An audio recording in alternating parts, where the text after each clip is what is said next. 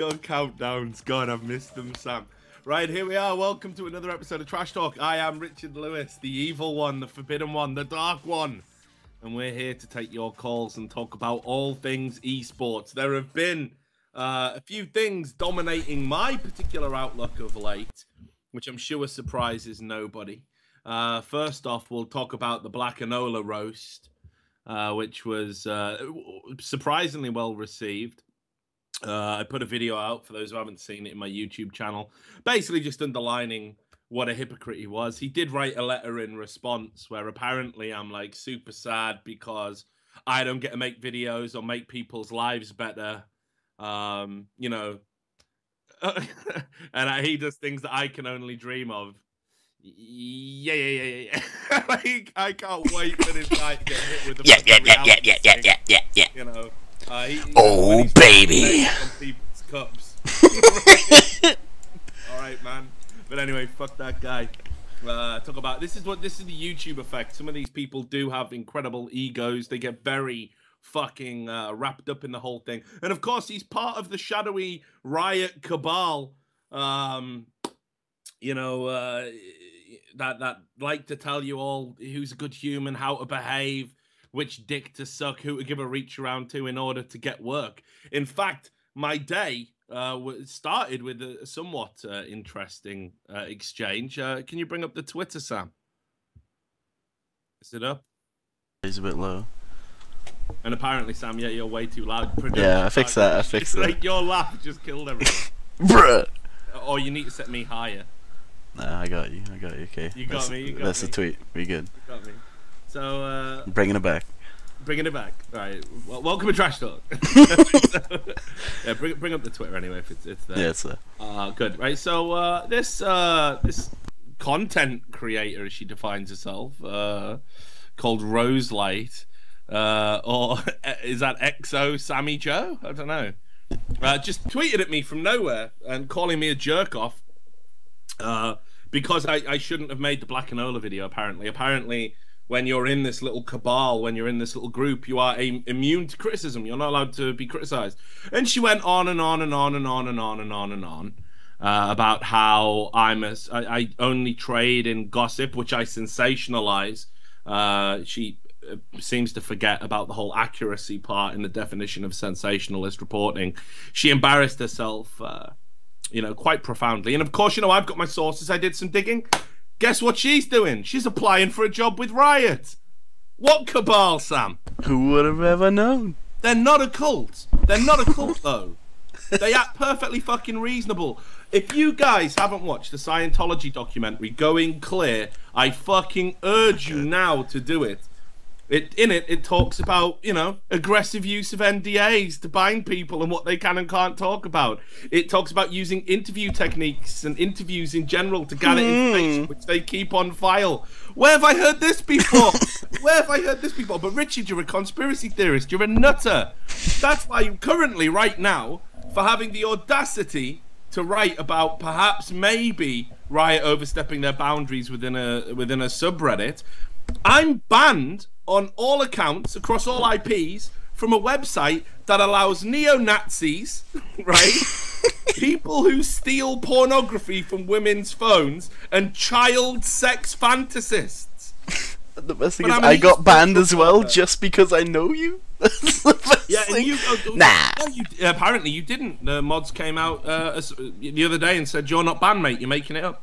Am I not banned? That's why every account suddenly banned, says wrong password, and if I make a new account, it doesn't work. It just goes nah. You're not banned. You're definitely not banned. Guess my passwords just keep getting changed. Yeah, you know, go figure, right? So yeah, and the last person who interviewed me didn't get banned. That content didn't get removed for not being about League of Legends. There's nothing to see here, guys.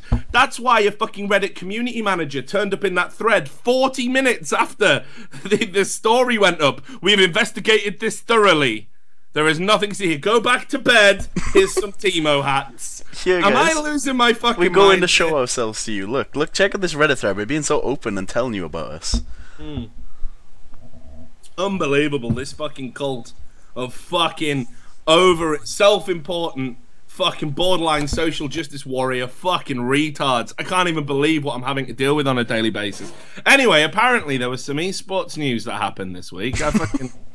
I love esports, me. It's fucking great. First thing I want to say right off the bat is there was a Danish Counter-Strike player who I've met on a few occasions. You know, I've been going to Danish events for a long, long time.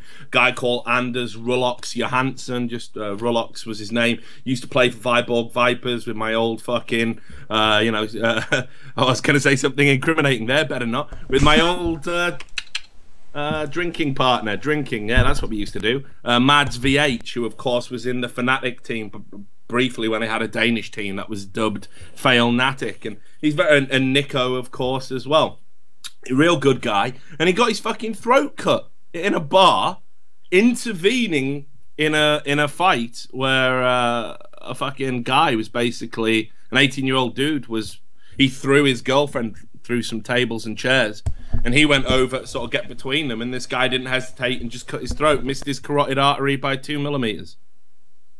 Some intense shit right there.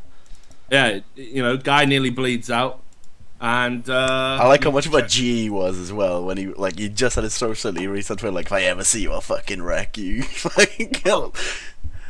Yeah, that's what he said. He actually said, I mean, this is such a Danish insult. He said, to the fucking loser who tried to kill me, I hope you fall off a scooter without a helmet on. Like, what, even their insults tonight. I'd just be like, motherfucker, you're gonna suffer. Like, I'll find you. I don't give a fuck. I'm gonna go Liam Neeson in Taken on your ass. Like, you're gonna fucking have a bad time. And he's just like, I hope you have a mild discomfort. Yeah, I hope you have a fucking bit of an accident, mate. Yeah. So I fucking love it. Great, what a great guy. But anyway, since this, again, for some reason, this wasn't deemed newsworthy because he's never played CSGO at a high level. You know, I like to think of the Counter-Strike scene as a community. And some retarded mod from that subreddit decided to delete it because he said it was clickbait. You can't even have news now where it's like, hey, maybe we should say to this guy, you know, the whole community wishes you a speedy recovery. Nah. It was only on Danish national news. Nah. Clickbait. It's all clickbait, mate. So that got deleted by that French fucking retard. Anyway, so I hope we can all join hands and wish him well. No one deserves that to happen to them. I certainly wish the guy who did it has a bit more than just a mild discomfort by bumping his head on the curb.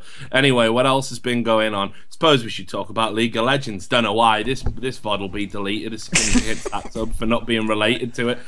Incarnation to sign for Cloud9. I want to clarify this story. A lot of people are disbelieving it. You know, obviously, I think it was Lemonation said this isn't happening. Like, where it's poised at the moment, I think no official decision is going to be made until after the playoffs. That's what they've said. But trust me, if it's going to be anyone, it's going to be Incarnation. I don't want to say too much. I don't want to have a negative impact on Cloud9's campaign. I don't want High to feel any extra pressure or whatever. But you guys know me. I wouldn't have said anything about it unless it was the real deal. What do you think about that? Maybe you've got some views. Like, I even saw some people saying Incarnation's not the answer. That High would be a better option. You know, if you keep him. Of course, we also had the fucking playoff. CLG embarrassed themselves again. Who saw that coming? Not me. I didn't. They always do well at playoffs, right? No, but I do. Like, what? I honestly, I haven't been feeling very well. I put it down to stress. Oh my God. And just as I was making a recovery, I watched Xmithy play Sejuani. And the tumors. Oh no! It's pushing me over the edge. Spreading. Honestly, I need chemo after that. It's fucking so bad. Like, come the fuck on, man. Like, just land one ulti. So I don't know, man. If I was a CLG fan right now, like, I don't know, the Samaritans and suicide hotlines the world over must have been just rammed, like, and that's just by link. You know, I don't fucking honestly know how CLG fans cope with it. But anyway, maybe you got some opinions about it. Maybe Team Liquid did really well. Maybe we shouldn't be blasting on CLG. Maybe we should be saying Team Liquid did a good job. I haven't had time to watch Thorin's video, which was released just shortly before this. Maybe he's got the answer. Check that out. If you've got an opinion about it, you should just call in. We also had a story about Airwax.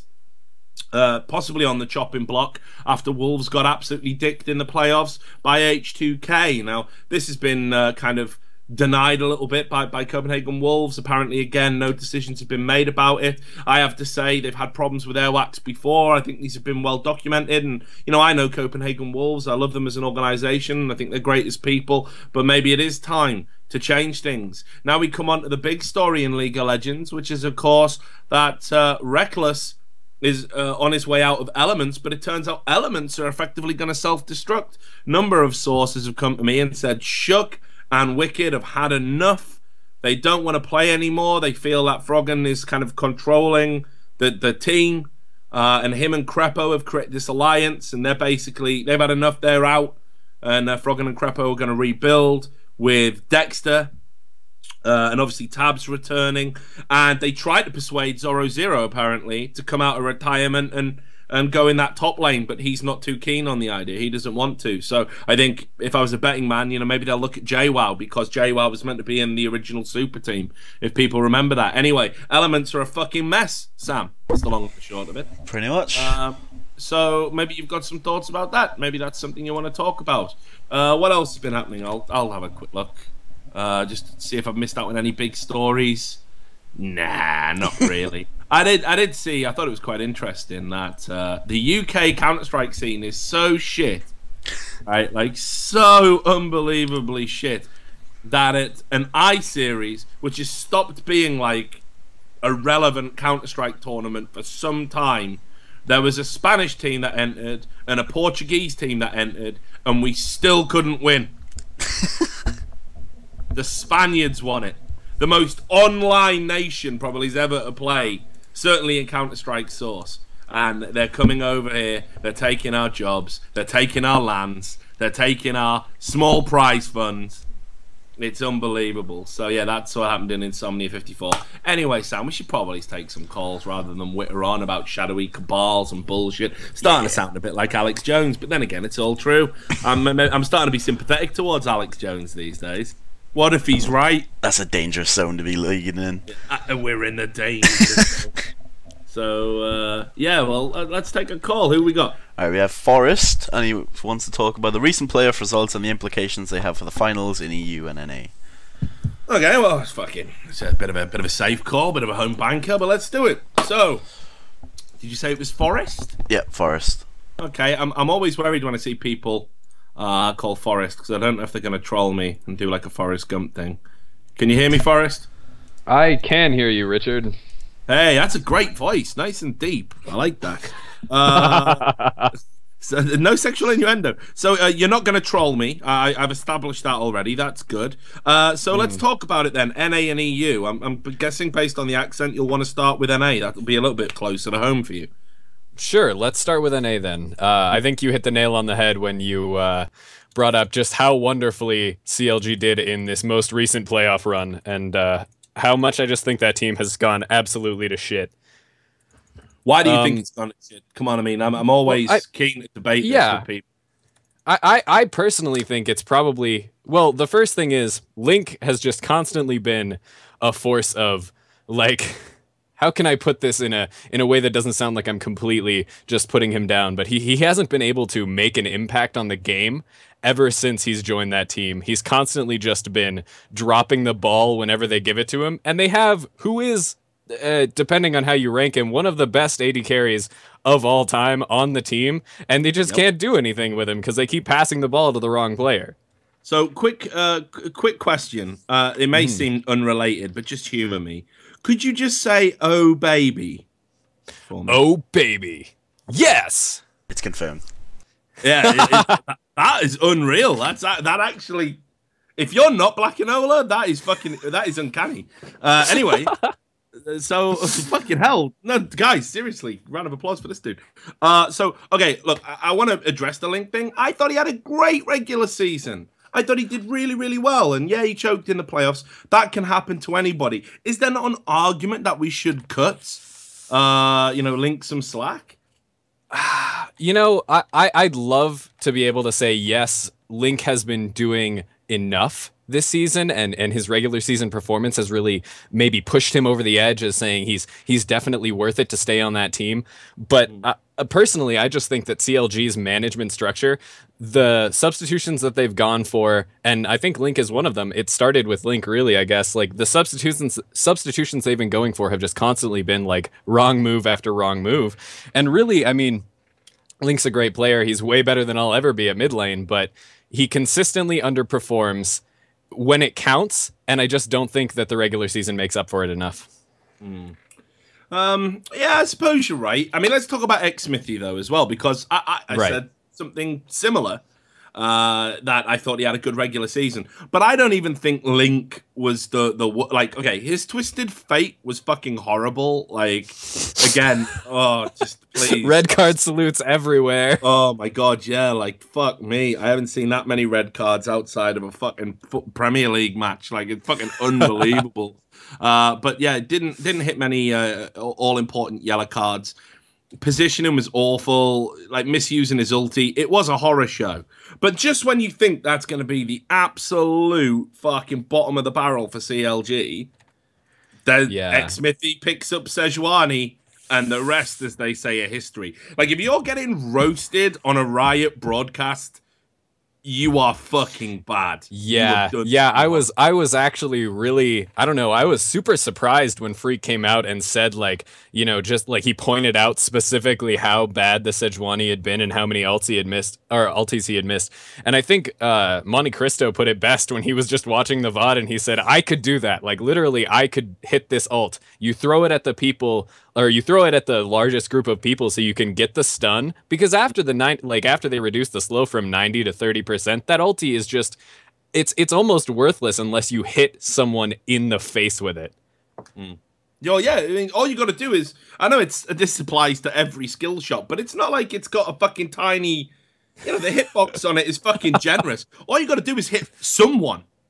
Like, and I think that's the key thing here. Like, I don't know what the fuck was going on. Like, he seemed to be aiming for, like, it was just the worst place to put it every time. Like, if there's a possibility that you can miss everybody, you know, you've got to play the percentages and just take the safe option. Maybe he was trying to prioritize targets. I don't know. But to miss everybody 4 or 5 times with a Sejuani ult, that's despicable. That is unforgivable. It's gross.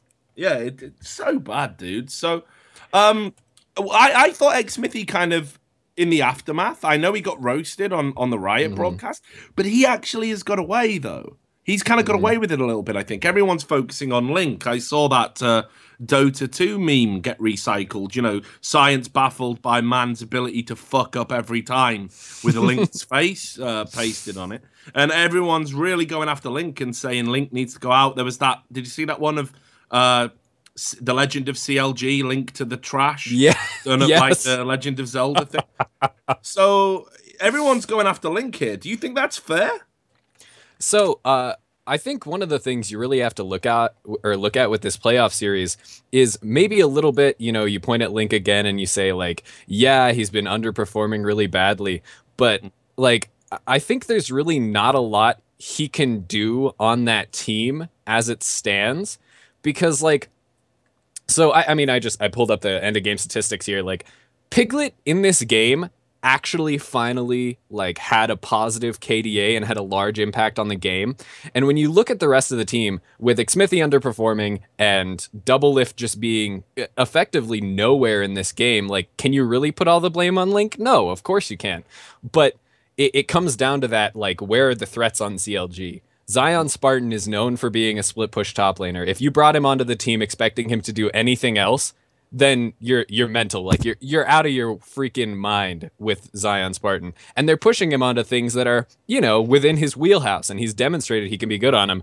But, like, can you put all the blame on Link? No, of course you can't. But, you know, whose fault is it when the Titanic crashed? It's gotta be, like, you have to pick someone to say, like, this is the major problem. And I think if you pull Link out and you replace him with someone, then you're going to have a better CLG.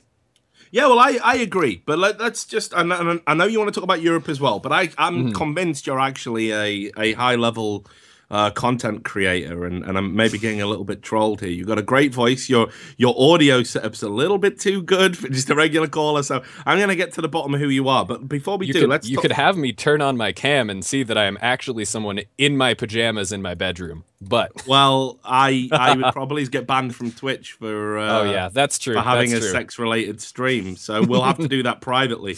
But so here's the thing.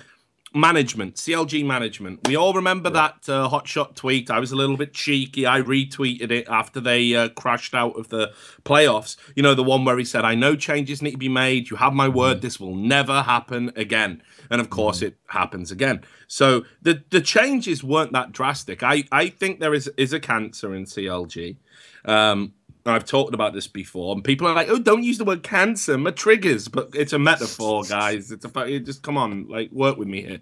And I think they kind of did a bout of chemotherapy or whatever. They didn't do any surgery. They didn't do anything too radical to really cut it away. And I think that's what they need to do now. But the management doesn't seem to want to address that problem. We know Link chokes in pressure situations. We know double lift. The whole team, the default play style is play around double lift. He's Mr. Untouchable. We know that they kind of rely on almost the celebrity of it all. I just for me, sometimes I think double lift might even be the problem. Did you see that tweet that Hotshot put up just after they had lost the playoffs, saying that like we're gonna have a vlog and we're gonna go over all of this and like we're gonna look at the problems. Me and Scar are gonna come out with a blog or something. I'm really hoping that like when the vlog gets released, we finally get to see what the management's take on like where the problems in CLG lie, because it used to be, you had like everything was going okay in CLG, like you had the rush hour bot lane that was they were coming online towards the end of this is a split ago. They were coming online. You had Dexter in the jungle and he was doing okay. And the real failing point seemed to be Link. But now like they've changed out their roster and just like it seems almost like they introduced more problems than they took away. Yeah, I kind of am inclined to agree with you. One other observation I want to make, and then we'll move on and we'll talk about the rest of the stuff you want to bring up, was do you remember when CLG flopped last time and they ended up going to relegations and everyone, like, it was one of the few times I've really seen Monte Cristo gets like abused, because obviously he's a fan favorite, he's a good guy and he's very good at what he does. But I remember, and it was stoked by Veggie and stoked by the TSM entourage, including fucking Dyrus's dad, who just comes out of fucking whatever bar he's been sleeping in for the past 3 fucking days to talk about League or whatever, and it's just like, oh fucking, it was just unreal. Like, yeah, Monte Cristo's not a real coach, man. Doesn't even live with them and shit, man. Like, what does he know? Like, well, I guess now that they fucked up again, the same must be true about Skara, right? What's he done? Why is no one criticizing Skara? Doesn't the book stop with a coach? So I mean, I really liked how when they got bumped down and had to play in that match where they almost got knocked out to, was it Dignitas? Who like almost knocked him out. Yeah. The Monte Cristo like had 1 foot out the door. He was like, I don't want to be on this organization anymore. There's no reason for me to be here. Like he had it was very, or it seemed obvious at the time, especially in light of what happened later, that like maybe he had less of an impact on those games specifically. But you can't put all the blame on the coach, of course, but like, how when you're training in like the hyperbolic time chamber, right? You got like Vegeta and Goku and they're training and they're getting super strong, right? Like that's what I think of Monte Cristo. Like he's a great coach. He was in the house. He was really trying to work with the players and then it didn't work. And so now you're training on like the weak punching bag with Skara and yeah, like things are going okay. You're second best in North America, but does that really mean anything when we don't see any other teams from North America really performing to the same level of TSM? Not really. So you can't put it all on Skara, but who shares the blame on CLG? You can't put it on one person. But I really think no one seems to actually be the guy who's going to step up and take the blame, though. I mean, look, I said this the other day on the loadout, and I'll repeat it here, and that is right when Cloud9, when bad things are happening and things aren't going well, Jack has a plan. You know, High has a punctured lung, no problem, we'll get that fixed. I got a plan. There's contingency. Yeah. When Incarnation was having the potential to be unbanned, they went and spoke to him back in January. And they were like, look, maybe we need to replace High because he's got health problems. Maybe we don't. Maybe you want to be a coach, whatever. They monitored the situation. They have a plan. It's not even a plan. It's arguably a plan B. They've got things in place. What the fuck is CLG doing? Like, where is the contingency for when things go wrong? I don't see it. There's no vision there. And I think if you're a team owner, it's like, look, right, I've said this multiple times, like, I'm not entirely convinced that TSM have a plan, but I think at least Reginald has brought people around him that maybe do, in the form of guys like Loco Doco and stuff like this, and he can just be an owner and that's cool. I don't think Hotshot's done the same. I see very little proactivity or reactivity from CLG. It's just like, oh, we've lost again. We'll pay lip service to the fans, and then we don't do anything. I don't get that, dude. Like, so I think the person who needs to take the blame at this point, and he'll fucking hate me for saying it, and I hope he doesn't get too flustered. If he does watch this VOD back for whatever reason. But, George has got to step up to the plate and take the fucking blame. Buck's got to stop with him, man. He's got to make positive changes. Do you think that, because we did see Kelby and we also saw Monte Cristo leave CLG at the same time, how much do you think Kelby was really covering with the contingencies and with the plan B? Because it seemed to be like once Kelby left and Monte Cristo left, I didn't expect anything from CLG in this split. I don't know. You probably have a better outlook on it being more in the scene. I think well, maybe not. Maybe not. We haven't established which celebrity you are yet. But and you know what it's like. People only talk to me if they've got dirt on somebody else. It's almost like they come and pay a service to the dark god. Like, don't take me, take this guy. Look, here's some dirt. Like, that's how I get like half my stories anyway. Don't write about me. You're gonna hear something really embarrassing about me. Don't write about me. Write about this guy. Yeah. Take this. Go away. Leave me alone, Richard Lewis.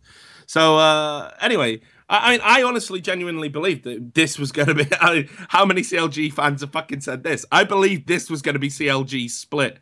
I don't know if Riot fucking hypnotized me with that golden age hashtag bullshit, like just spinning round, and I was, yeah, tell me when, Lord, tell me when. I don't know if I got sucked into it, but I honestly thought they were going to do good this split, really.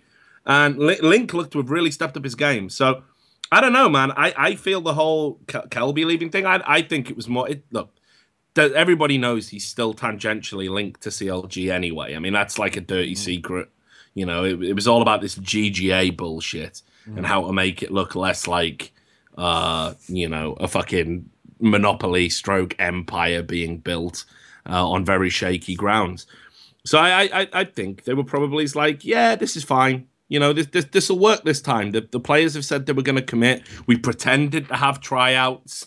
For the positions before picking Link anyway. So everything's going to be good.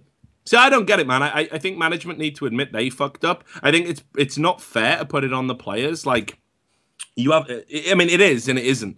You've got to know as a manager what your players' weaknesses are and what they can cope with and what they can't. Link can't cope with playoff games.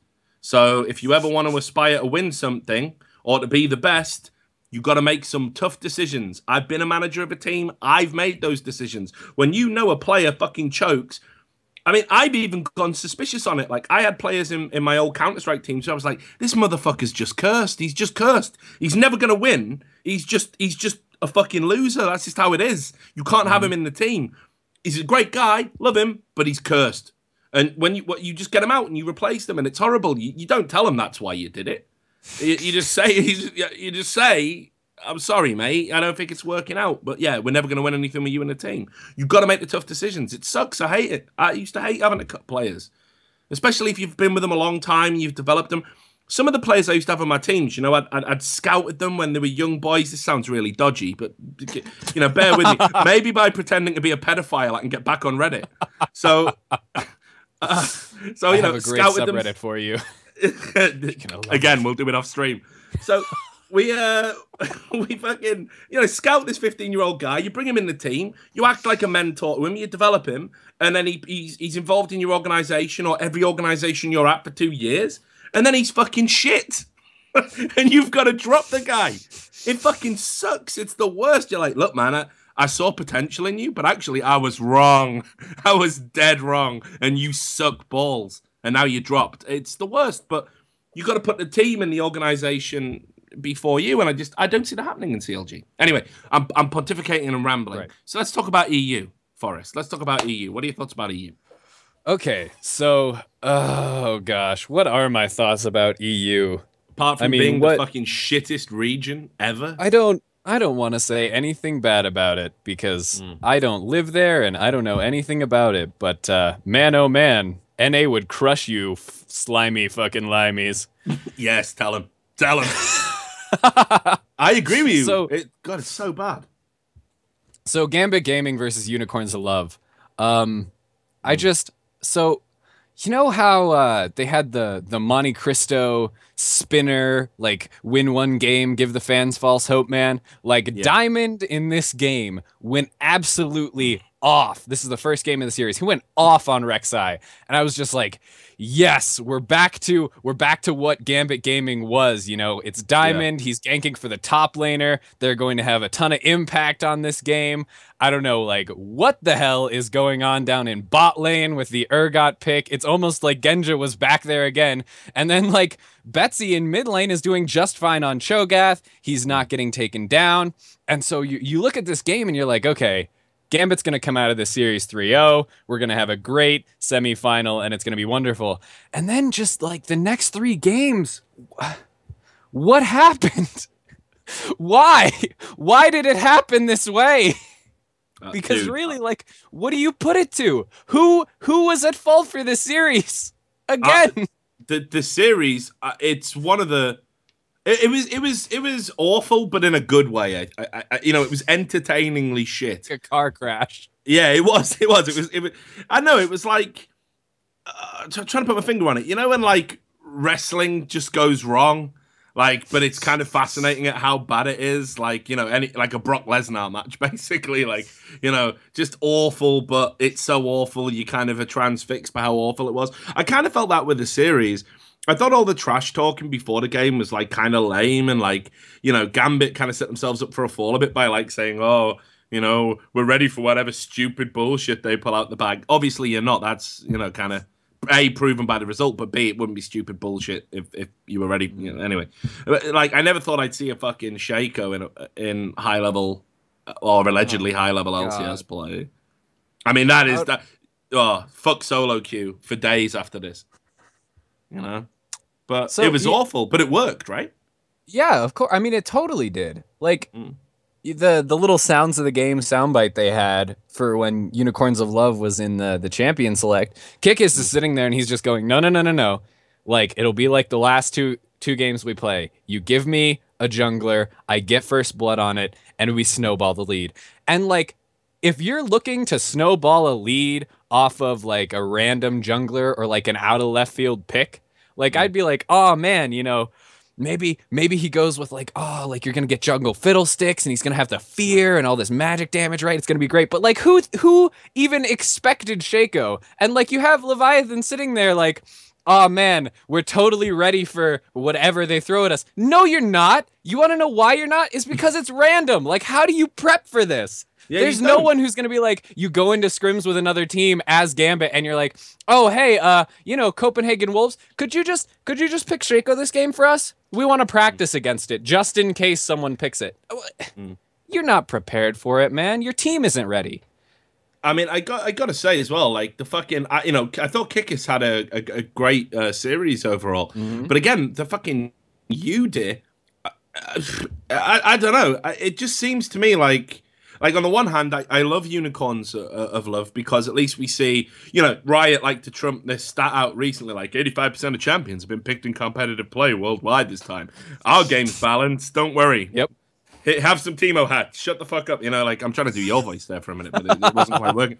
But fucking, it's because of unicorns of love. 75% of that stat is unicorns of love. They just pick dumb shit, and or it LPL. Works.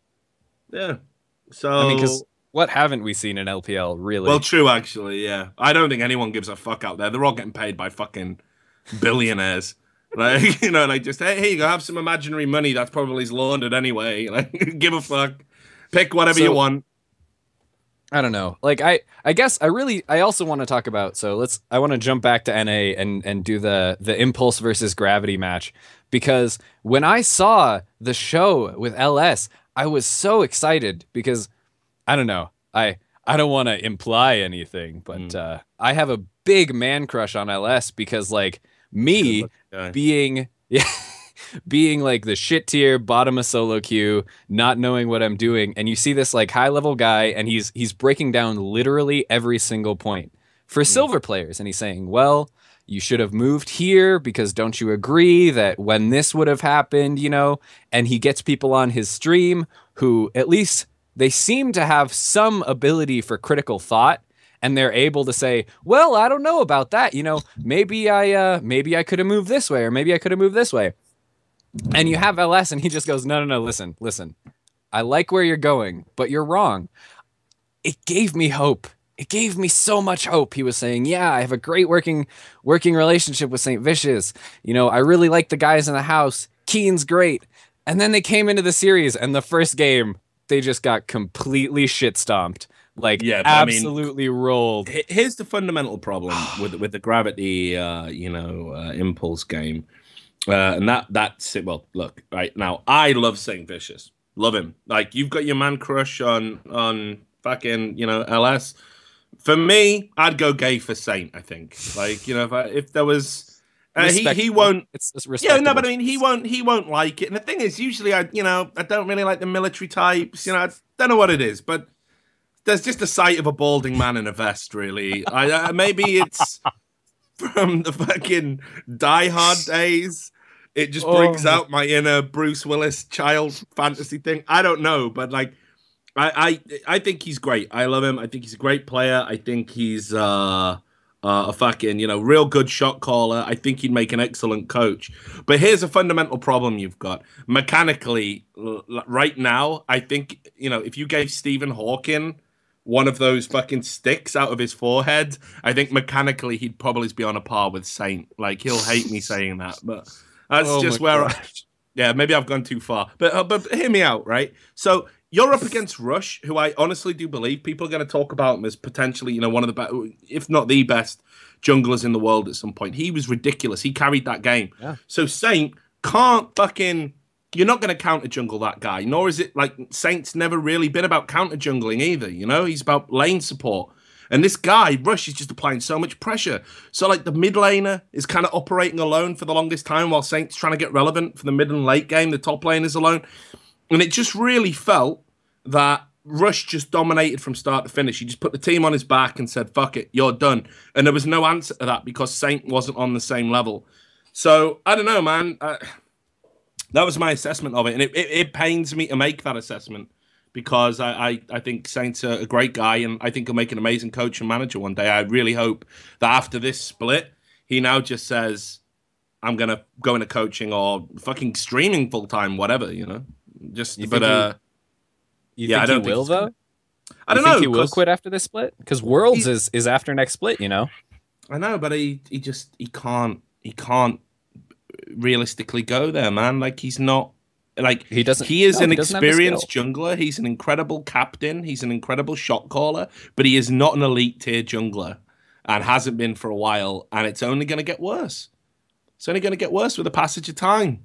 Mm-hmm. We all mourn for the general, but it was the right thing to do. He had to go, and Saint's next, man. He's just, you saw what Rush did. That's the power of a fucking jungler on his game in the current meta. Now, Saint can't be that guy. And Gravity, I felt, had almost everything else they needed to win. But I just feel that was the one area they really, really fell down in. And I wanted Gravity to win. I predicted him to win, but like I say, he'll watch this, or someone will tell him about it, and he'll call me an asshole, and we're never going to go on a date or anything. But that's just my take on it. I don't know if you agree. Like, I don't know if you thought Saint was maybe a bit of a hindrance to them this series. Hold on, wait. Someone's going to call Richard Lewis an asshole on the internet? Oh, no. You're blowing my fucking mind right now. Mind you, I did just compare somebody I like to fucking Stephen Hawking. So, mind you, I like Stephen Hawking. Why is that an insult? Fuck it. I'm going to stand by it. It means he's super intelligent, at least. But yeah, so I mean, I guess we should wrap this up, because I could talk to you all day. Your voice is awesome. But just some final thoughts then from the series, like a TLDR patch notes, which I believe are popular with the kids. What did we learn? Well, so if really quickly, I just want to ask you, solo mid versus Impulse. Who do you think's going to win that one? Solo mid. Okay, Cloud9 versus Liquid. Cloud9.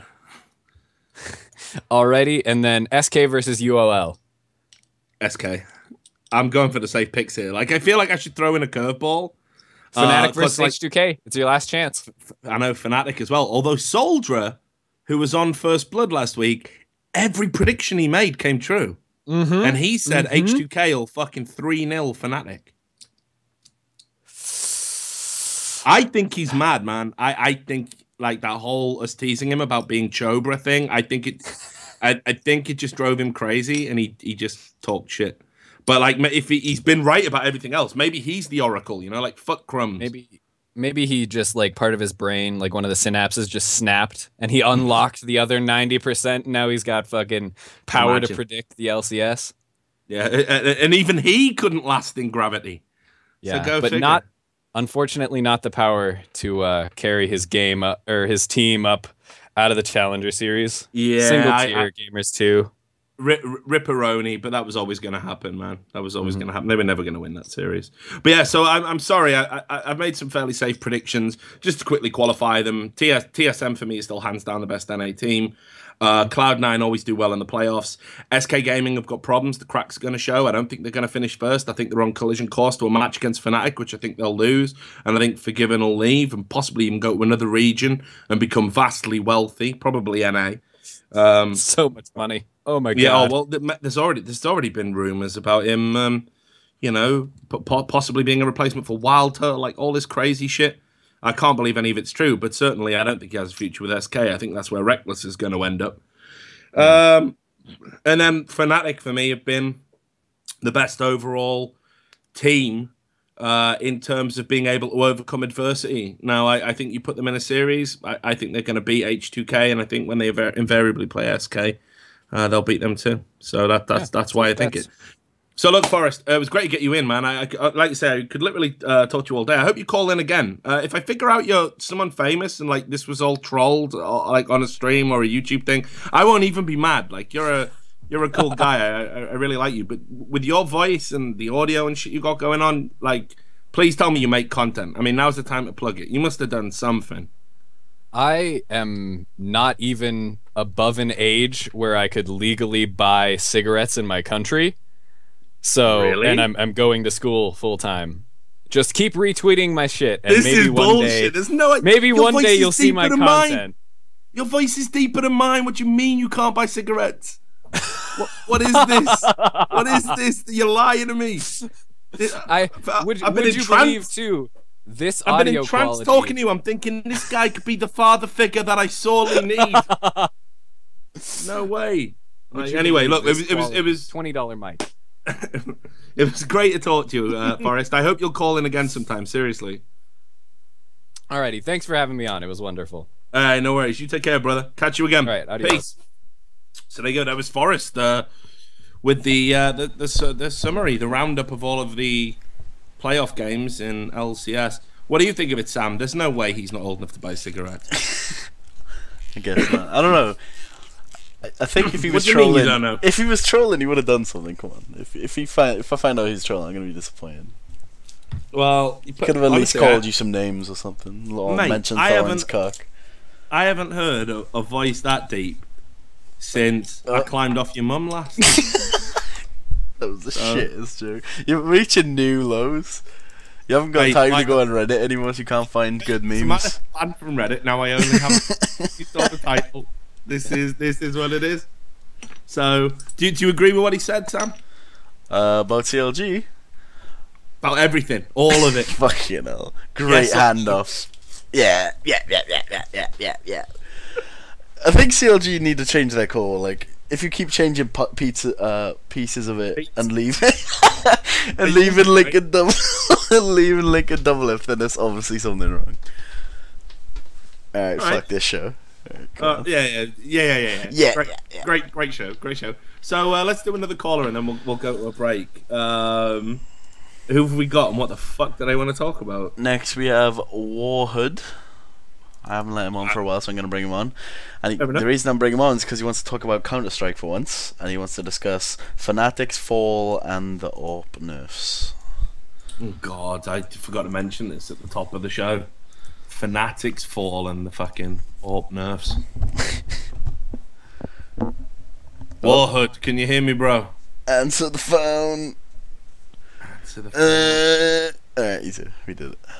No, yeah, thanks for the warning again, Sam. Mate, do you know what Sam said in my ear on the fucking channel that no one can hear? He's like, mate, all the callers are pissed. We need to call Warhood. Get him to fucking bail us out of this shit show. So this better be good, mate. This better be good. Well, okay. So what would you rather start off with? Because I heard you say you weren't really a fan of CSGO or something like that when you came on. Fnatic or listen. I've accepted a bunch of work for CSGO. I'm going to be at DreamHack Bucharest soon. So congratulations. Yeah, so I love CSGO as long as they're paying me.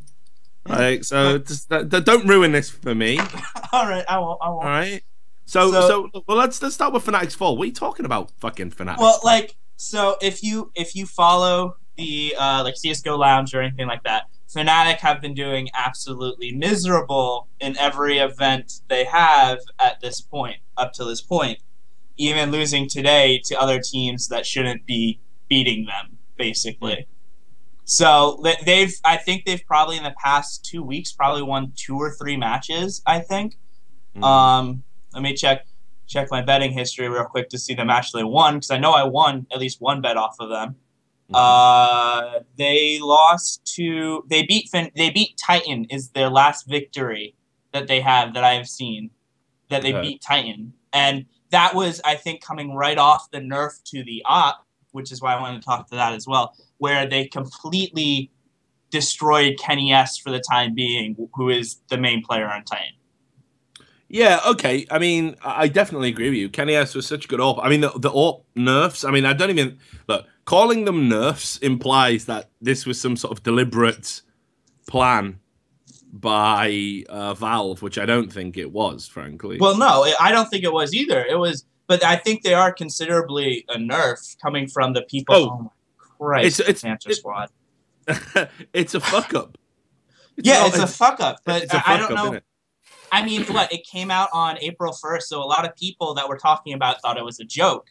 But it really does completely change what the op does from the high level play, because of how slow you move with it. It changes basically all the peaking angles for the op that they have now, and it completely changes how many of the high level oppers work. I know a lot of the oppers on pro teams were not happy with it.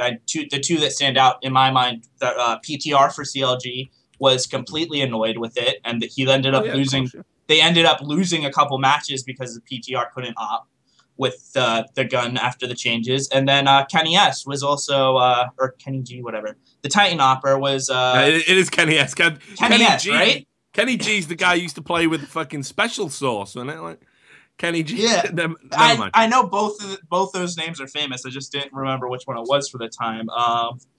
But yeah, both of them are just absolutely destroyed. And it's funny because it wasn't even listed in the patch notes at the time when they made the changes. It was sort of just slipped in there by mistake or on accident. And I haven't seen anything Valve come out and commentate on if it's the right thing. Then moving forward, you have the other nerf that was supposed to happen that I really haven't seen any major effect on was the Tech 9 nerfs that lowered the clip and the fire rate. And so ultimately, it's funny because if Riot did this, there would be such a major freak out on Reddit about this and such a major change. It's so interesting to see those two communities work where they have, what do you call it? The one nerf that they listed is really didn't do much. You still see a lot of people doing it, even though now the shift more in the meta is towards the SMG rushes and things like that, away from the $600 Tech 9. Yeah, I mean, I got to say, I don't think they addressed the Tech 9 quite as much as they could have done, you know, from what I saw in these nerfs. You know, and it was, we've been here before. Like, ultimately, the balancing that's been going on guns-wise with Valve is, it's questionable at best. I mean, there's no real getting away from that. And, you know, I do look at this most recent patch as a bit of an aberration.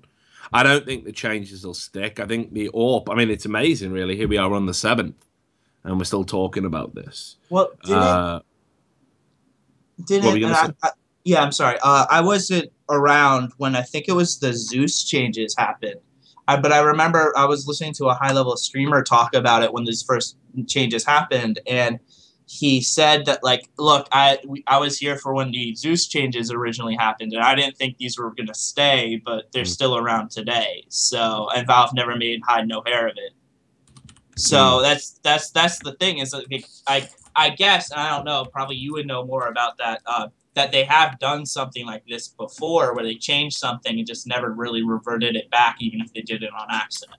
Yeah, well, I can't think of a time where Valve have made something absolutely awful, like really unplayably awful, and then just left it there. In fact, you know, I can think of a few times that Valve have hotfix things, but I'm very surprised that this AWP change hasn't been immediately reversed. I mean, the AWP for me is the one area in CSGO that's never really hit the same levels as 1.6 or CSS, where you would have, like, you know, consummate AWPers pretty much in every team, people that could pull off amazing AWP shots. Now it's like the AWP is such a fucking black art. It makes so little sense, and it's so counterintuitive that actually only a few players in CSGO have truly mastered it. Like, actually truly mastered it. Yeah, some guys pick it up, but I'm talking about mastery. You know, I'm talking about your Kenny S's or your Kenny G's, as you like to call them. I'm talking about your Guardians, or, you know, well, I was going to try and do a play on words with Kenny G there. Your Kenny Guardians, him. You know, but once we start, like, really scrolling down, like, the list of great AWPers, we're not really, you know, we're not. I mean, Alu, I suppose. You know, we're not. You know, Makalele. Everyone was calling him Whiffalela. You know, we're really starting to struggle in terms of picking out people who can just do anything with the AWP. Not people who are comfortable with it, not people who are good with it, not people who can pick it up when it's needed. I'm talking about actual players that can just do anything. Like, you know, they can do a 1v5 every round. So, and that was a hotly contested issue at the time. Like, Guardian was one of the most vocal proponents of changing the AWP when it first came out. He said the AWP was bullshit. He was uploading videos saying, look at this, and he was showing, you know, everyone, oh, I'm missing, and everyone was going, oh, that's just because, you know, it's 64 ticks, 64 ticks. And he's like, no, it's fuck all to do with that. Look, it's just shit. It's just broke. But that never got addressed because you're just going to have to learn it. And actually, guys at Kenny S and Guardian are proof that you can. These changes to the AWP make no sense. The AWP didn't need to be nerfed at all. It didn't need to be touched, really. I thought the AWP was in a good place. I thought the AWP was balanced, as proven by the fact that people could even have strategies that didn't rely on an AWP, and some people went for a double AWP setup and others didn't. There was a tactical variety there.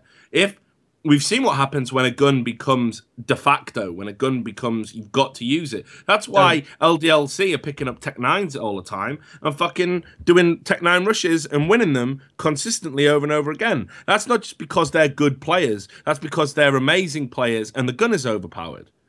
And it's the same situation we had in CSS when the Deagle was overpowered, and Very Games, who dominated CSS for like 3 fucking years plus, they could beat you with Deagles because their aim was so good, but the gun was fucked. It was just too strong. So, you know, I think these changes will get addressed. I think they need to, because nobody is going to enjoy the overall balance of the game in its current situation, and it actually poisons the results.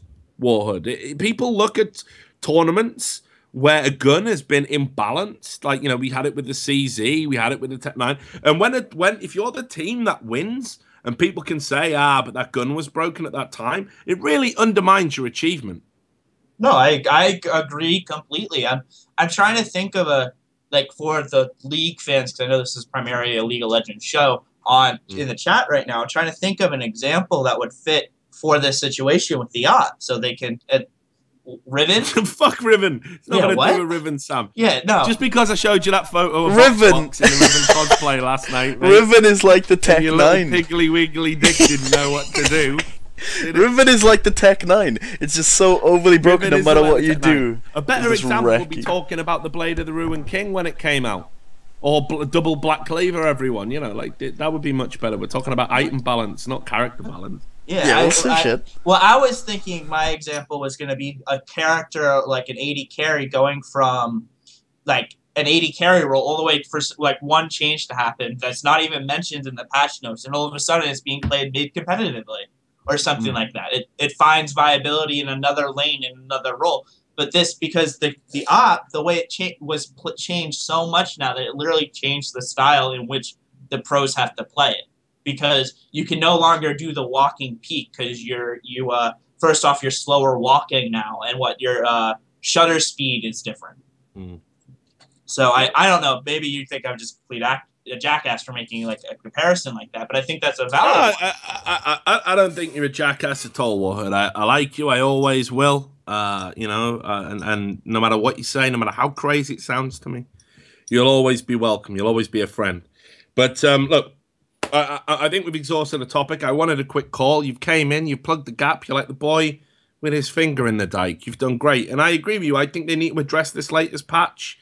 I think it is going to have a profound impact on the competitive scene until it's addressed. I think, like, again, you know, Titan in particular, this hurts them.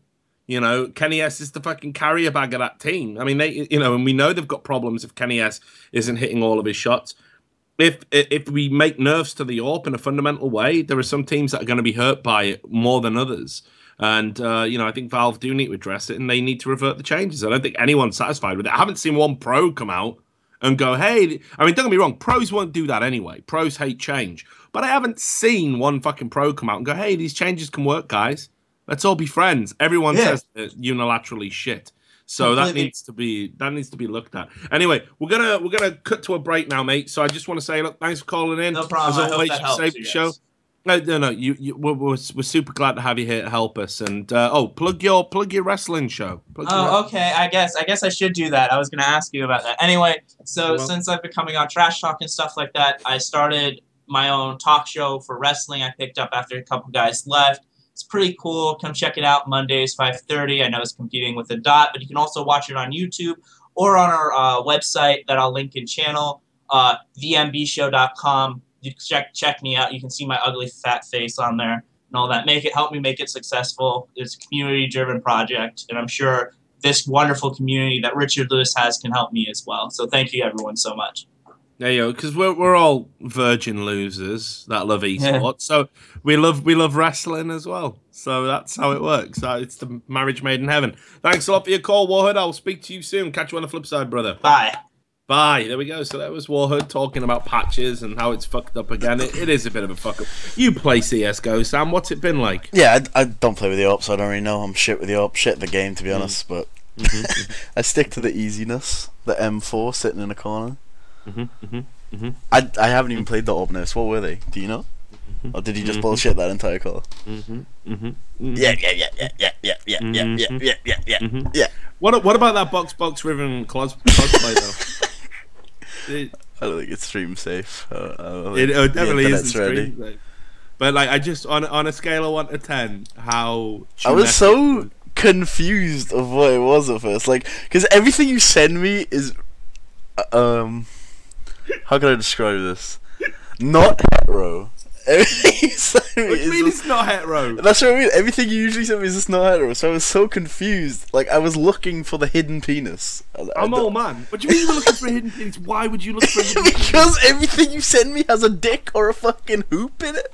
So what else am I gonna look for? Can't wait until our Skype logs get wrecked from when you got hacked. Like it's just all those pictures of hoops. You know Riot did that hack as well. Like. First time I get real dirt on Riot, it's just going to be. But have you seen this Skype conversation? Richard Lewis, lover of hoop. Look, mate, I've got a thing for big, fat, naked, hairy men. I'm like Sky, man. He fucking. Seriously, Sky wants my body. You think he's the only person who does? Not even my girlfriend wants my body. Nah. Anyway, Sam. Let's. Should we cut to a break? Yeah, sounds good. Yeah. Anyway, so you guys should check that out. Box Ribbon cosplay. It's old, but if you find the pictures we did, you'll be confused. Anyway, we're gonna cut to a break. Afterwards, we're gonna talk more esports. Probably. See you in a bit.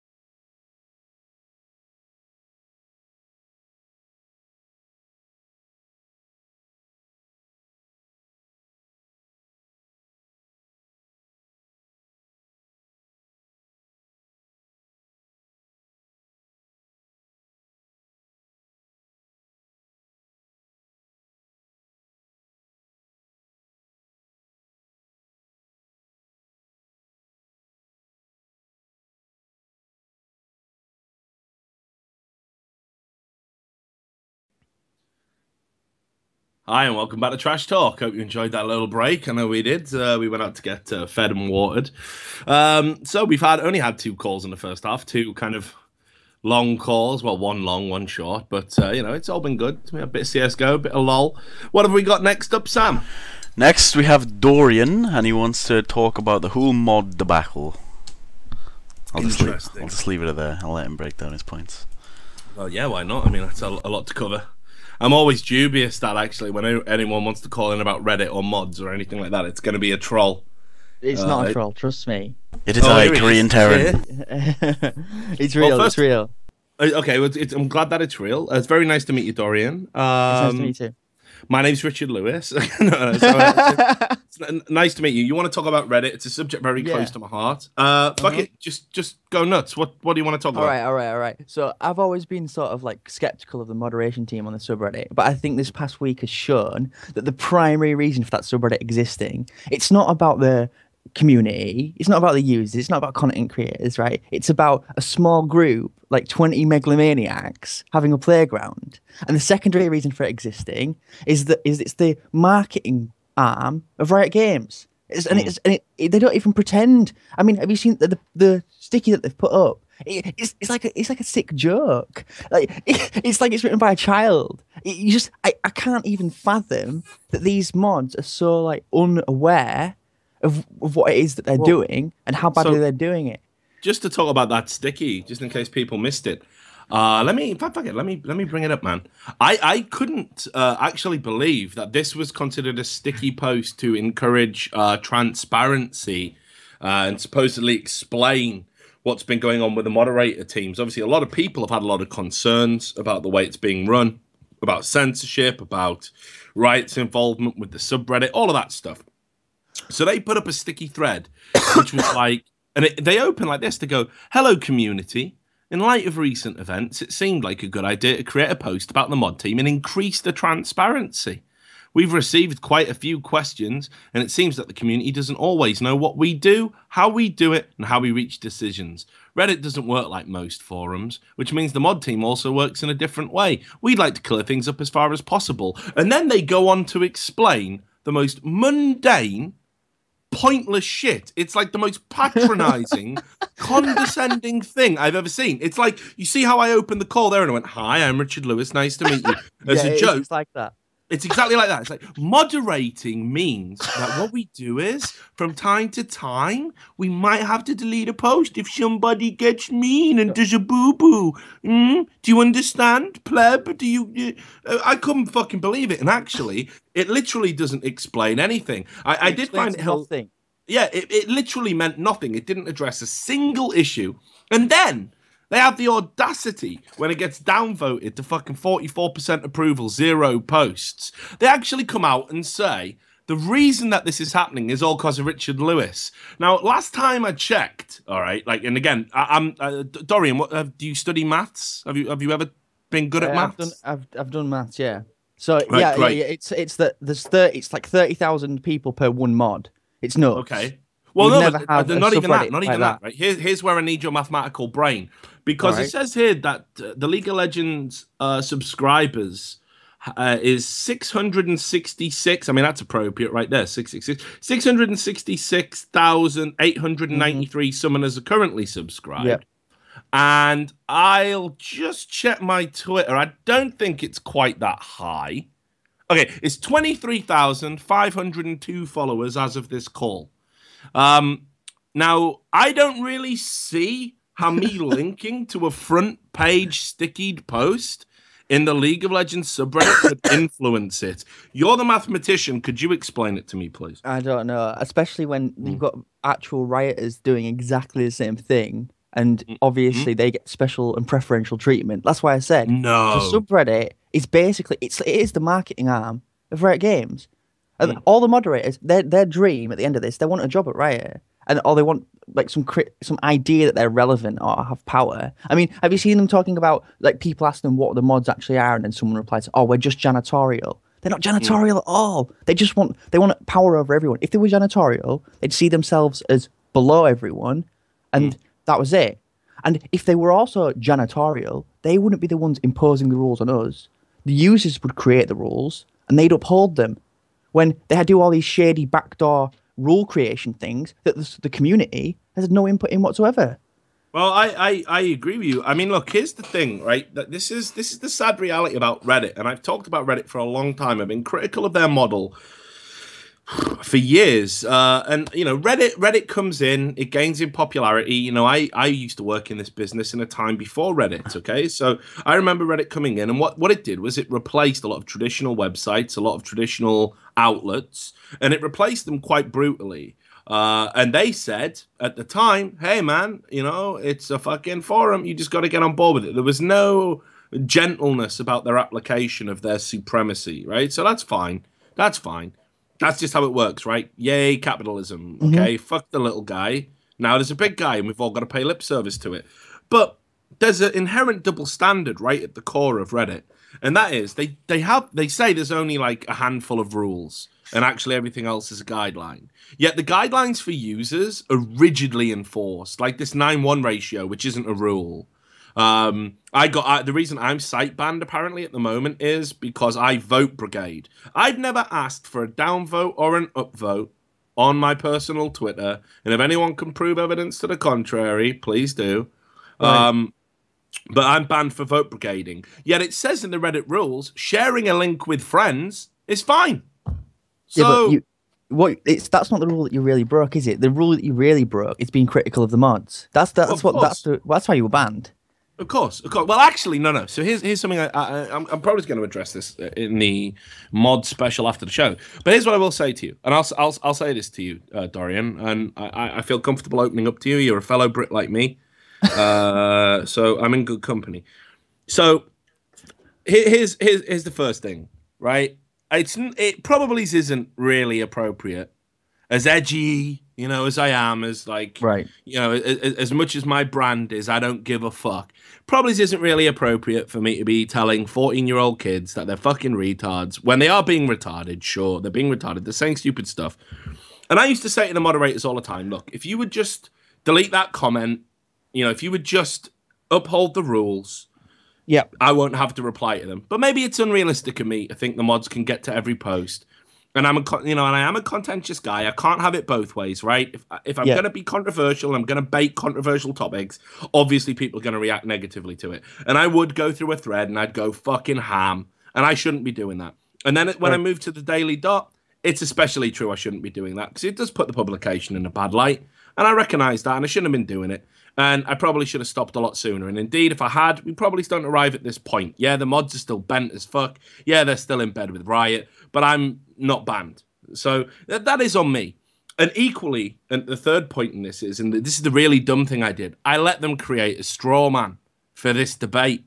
Right. So every time, instead of talking about the mods and Riot's involvement and everything, they go, oh, but look what Richard said. He made someone kill himself with words on the internet. yeah. And I've got no recourse to that because, first of all, I'm out from the conversation. And second of all, it's the kind of fucking persuasive argument that would make you fucking hate somebody. So I've given them that ammunition to fire at me. That's my bad. That's me being stupid. I'm smarter than that. I shouldn't have done that, right? So I know I fucked up. So that said, all of that said, the fact that people don't understand, right? How's this for a circular argument, okay? There's no problem with signing, right? Okay, so they sign an NDA. People say there's no problem with them signing an NDA. They need to sign an NDA so they can talk about server issues. It's just standard practice. It's nothing to worry about. And then you go, oh, okay.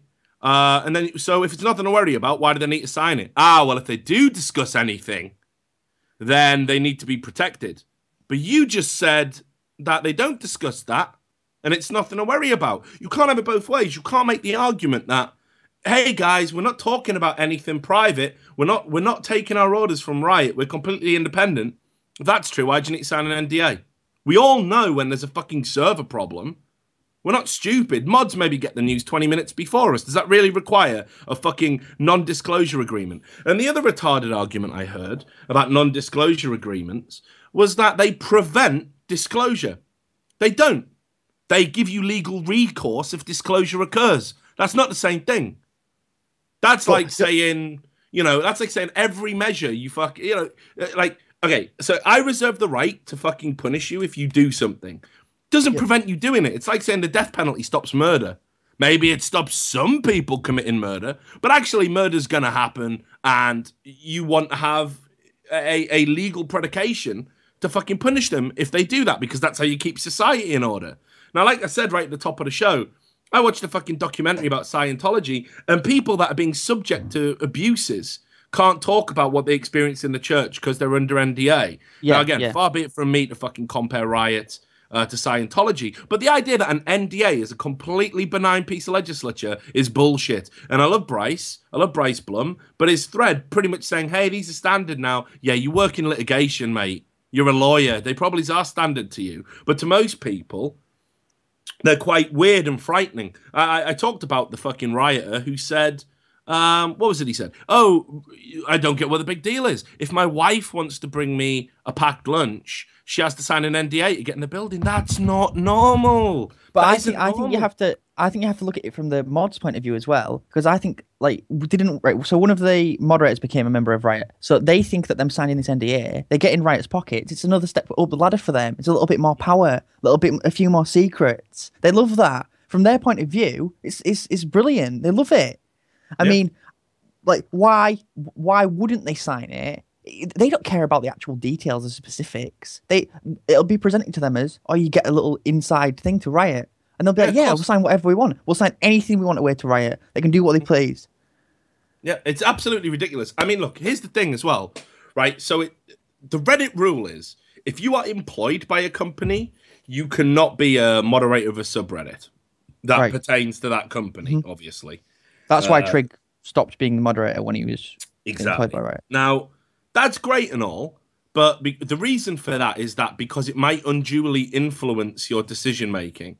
So, if that's the rationale behind the rule, if you're actively trying to get a job for that same company, doesn't the logic hold true as well, that you would maybe be unduly influenced? So, if the rule is there to prevent the influence, then why doesn't it apply to people who are actively seeking jobs? This guy, the Enigma Blade, he's the guy, I mean, hilarious. This is the guy who banned me. This guy's been against me for fucking God knows how long. You know, he's got something wrong with him, obviously. Like, whatever, you know, that's fine. It's not his fault, right? You know, like, I'm not fucking against people that have problems, you know, like, but this guy does, clearly, and he wants to work for Riot, and I think he's applied on a number of occasions and been rejected every time, and he's bragging about how he got a job with no fucking experience whatsoever in the field, just because of his time being a moderator and the fact that he knew Triggs and people like that could vouch for him. What? So now I'm supposed to believe that when he makes a moderation decision, he's not thinking about how it could impact on his career and his relationship with Riot? I mean, are we really saying that this is okay? The worst part is, that people think that they can trust some retard like that to actually moderate a subreddit as big as that. Obviously, they're not making rational choices. Yeah. Well, I agree with you. I mean, look, give me your thoughts about because you know I'll waffle on about this all day, but that's not fair. It's your call. It's your turn to talk. You know, give me some thoughts as well. Like, right, so. I thought I was losing my mind, actually, when I released the stories, and yeah, they came in quick succession, and everyone was trying to say, oh, Richard is only doing this because he's been banned. Actually, the reason that I was acting super disrespectful to the moderators, which is what got me banned ultimately, they'll say it was harassment of this one user and try and make out that I was like, I mean, the rumor is that I told some guy to kill himself on Reddit. Never happened, not true. Again, just a complete lie. But a lie they were happy to spread. In fact, they went on Twitter to spread it as well. Even if it wasn't that, they were going to get rid of you somehow, weren't they? Yeah, of course. Absolutely. And I'd been researching these articles for weeks in advance of me getting banned. Right. You can't just get all that information and fucking put the article out the next day. It's ridiculous to think you can do that. So I put out an article that showed that the moderators were influenced by a what the fast person. Now, for me, it's fairly straightforward. The individual had the moderators on Skype. He messaged them privately saying, why hasn't this been took down for witch hunting? I've got that in Skype logs. That happened. And then they said, you really need to use mod mail because this might be a conflict of interest. So they went through mod mail I've got Skype logs of pretty much all the moderators saying we agree to leave this up, and then after they get that message from a celebrity, they change their minds.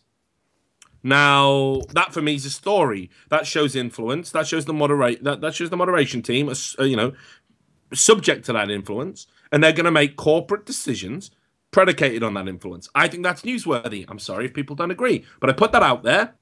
And of course, this is how it makes me laugh when moderators accuse me of brigading. Bear in mind, there was 24 of them at the time. That's a hell of a lot of downvotes, by the way. Yeah. That'll really tank a thread, and I'd love to see their voting history. But anyway, I'm sure they'll come out and say, "Oh, we don't vote." Actually, yeah, fuck off, mate. Anyway, so they this is how every article in the series went. Oh my God, yeah, Richard, this is really, really important. And then boom, the shills, the rioters, the mods, all in the thread. Nothing to see here, nothing to see here. Reddit admins, nothing to see here. We've investigated it. So then you do the next story, right? Now, the rule might be you cannot enter into an agreement or a contract representing a subreddit. That might be the wording of the rule. And they might say you enter into an NDA as an individual. But the spirit of the rule surely is that you will be contract free. Surely that's the spirit of the rule. Yeah, of course. And It's obviously not true on the subreddit. They're in each other's pockets. Well, I find it hilarious that Mark Merrill, who's at the head of Riot, says, "Don't be a rules lawyer. Go with the spirit of the rule." Yet when Reddit came out and said, "It's fine for moderators to enter into NDAs," apparently that's so God. Fuck the spirit of the rule. Look what it said. Again, just the contradiction is ridiculous. So I released the NDA article, and honestly, talk about kicking the hornet's nest. Death threats. And can you believe this? Death threats. It's not. I think ultimately, though, it's not about the rules, is it? It's any question of their power. Anyone questioning their power in any thread, right? You got the defenders of the mods, yeah, who were just brown nosing. Let's be honest, right? Sucking up to them. Maybe they'll be a mod one day, right? It's not about the rules. They'll bend those rules, right? I mean, have you seen like in the sticky people going, "Why are the rules so vague? Why do you apply them so vaguely?" It's because it's not about the specific rules. They just want to get away with it any way they can to use their power. Honestly, the subreddit, they'd still use it if it had no rules, and they'd just say, yeah, why don't they just get rid of the rules and go, yeah, whatever the mods want, that's how it's going to be, because that's how it ultimately is. They will interpret any rule how they want it to be. There's no objectivity. I'll go on further, Dorian. Here's the reality. The Reddit situation is this. As Reddit got more and more powerful, it created a land grab, and the people who just registered certain subreddits, and indeed there's people like Curse Gaming who go out and every time there's a new game announced or patented or a new bit of technology, they get a shill to register the subreddit so they can control it for their content. They did it with Hearthstone. Right. They've done it multiple times. That's how they operate, and Reddit doesn't bat an eyelid about that until it all comes tumbling out in the public. They don't care. They say you can run a subreddit any way you see fit, which for me is hugely irresponsible. But the point is that let's imagine that moderators were accountable. Let's imagine that the user agreement that we get bound to, these guidelines that we have to obey, even though they're not rules, let's say Roccat was treated in the same way. Let's say moderators were accountable. Who would do it? No one would do it. Exactly. The gift to the volunteers. You don't get paid. They do it for free. Exactly. It's the illusion of status through abuse of powers, abuse of petty powers. And that's why people create subreddits. So Reddit knows this. Reddit is complicit in allowing people to break the rules. Reddit encourages it. I've got emails from people saying moderators can behave however they want. And I think I asked the question. So hypothetically, if a moderator was banning all of my posts because I was black or I was gay or anything else, and it was solely predicated on that reason, you would support them doing that. And they went, yeah, it's their subreddit. They can do it however they want. The thing that makes me laugh, right, and I want to know what you think about this, is that whenever they criticize on this line, right, they always say, well, we're just volunteers, as though them being volunteers makes it any different. If I volunteered as a fireman and I didn't do the job properly, that doesn't make me not liable for what I'm doing wrong. Of course not. I mean, put it this way, this happens more in America than the UK because we had some pretty awful child murders that prevents it. I mean, you remember Soham. Yeah, of course. But and that really did change the way the educational system works. But it's a thing in the American education system where parents will volunteer for outings and school trips, and they'll volunteer and they'll shepherd the kids along. Now, if you threw a couple of kids off a fucking cliff when you were going through a walk, or I don't know, you let them out into traffic and they got run over, you're not turning around and going, I was just volunteering. I'm a heavy drinker. Sorry, your kids are dead. You wouldn't be able to do it. You'd be like, you're still liable for your actions.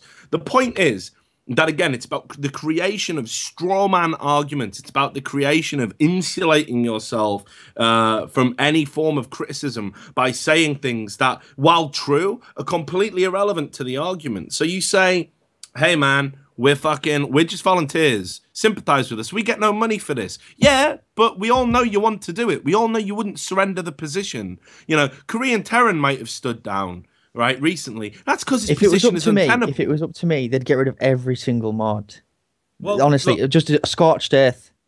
Well, look, that subreddit is completely tainted, but when you've got 23 mods, I think it is now, you're never going to cut that cancer out. I've got a Skype conversation with the head mod, Buckeye Sunday. Do you know what he says in it? I said to him, right, what was it he was even arguing with me about? It was something really stupid. And again, he was saying it's the spirit of the rule, not the wording of the rule, that matters, right? When I was saying that's complete bollocks, like that. Imagine if law operated in that way. Like, can you imagine a judge going, well, I've looked at this law here and, I know what it says and I know what it means, but the spirit of the rule is you're going to jail for life. Fuck up. On that point about the number of mods, right? There's 23 mods, 3 are robots. So we'll just say 20 mods, which we know are human. Well, at least as human as a mod can be.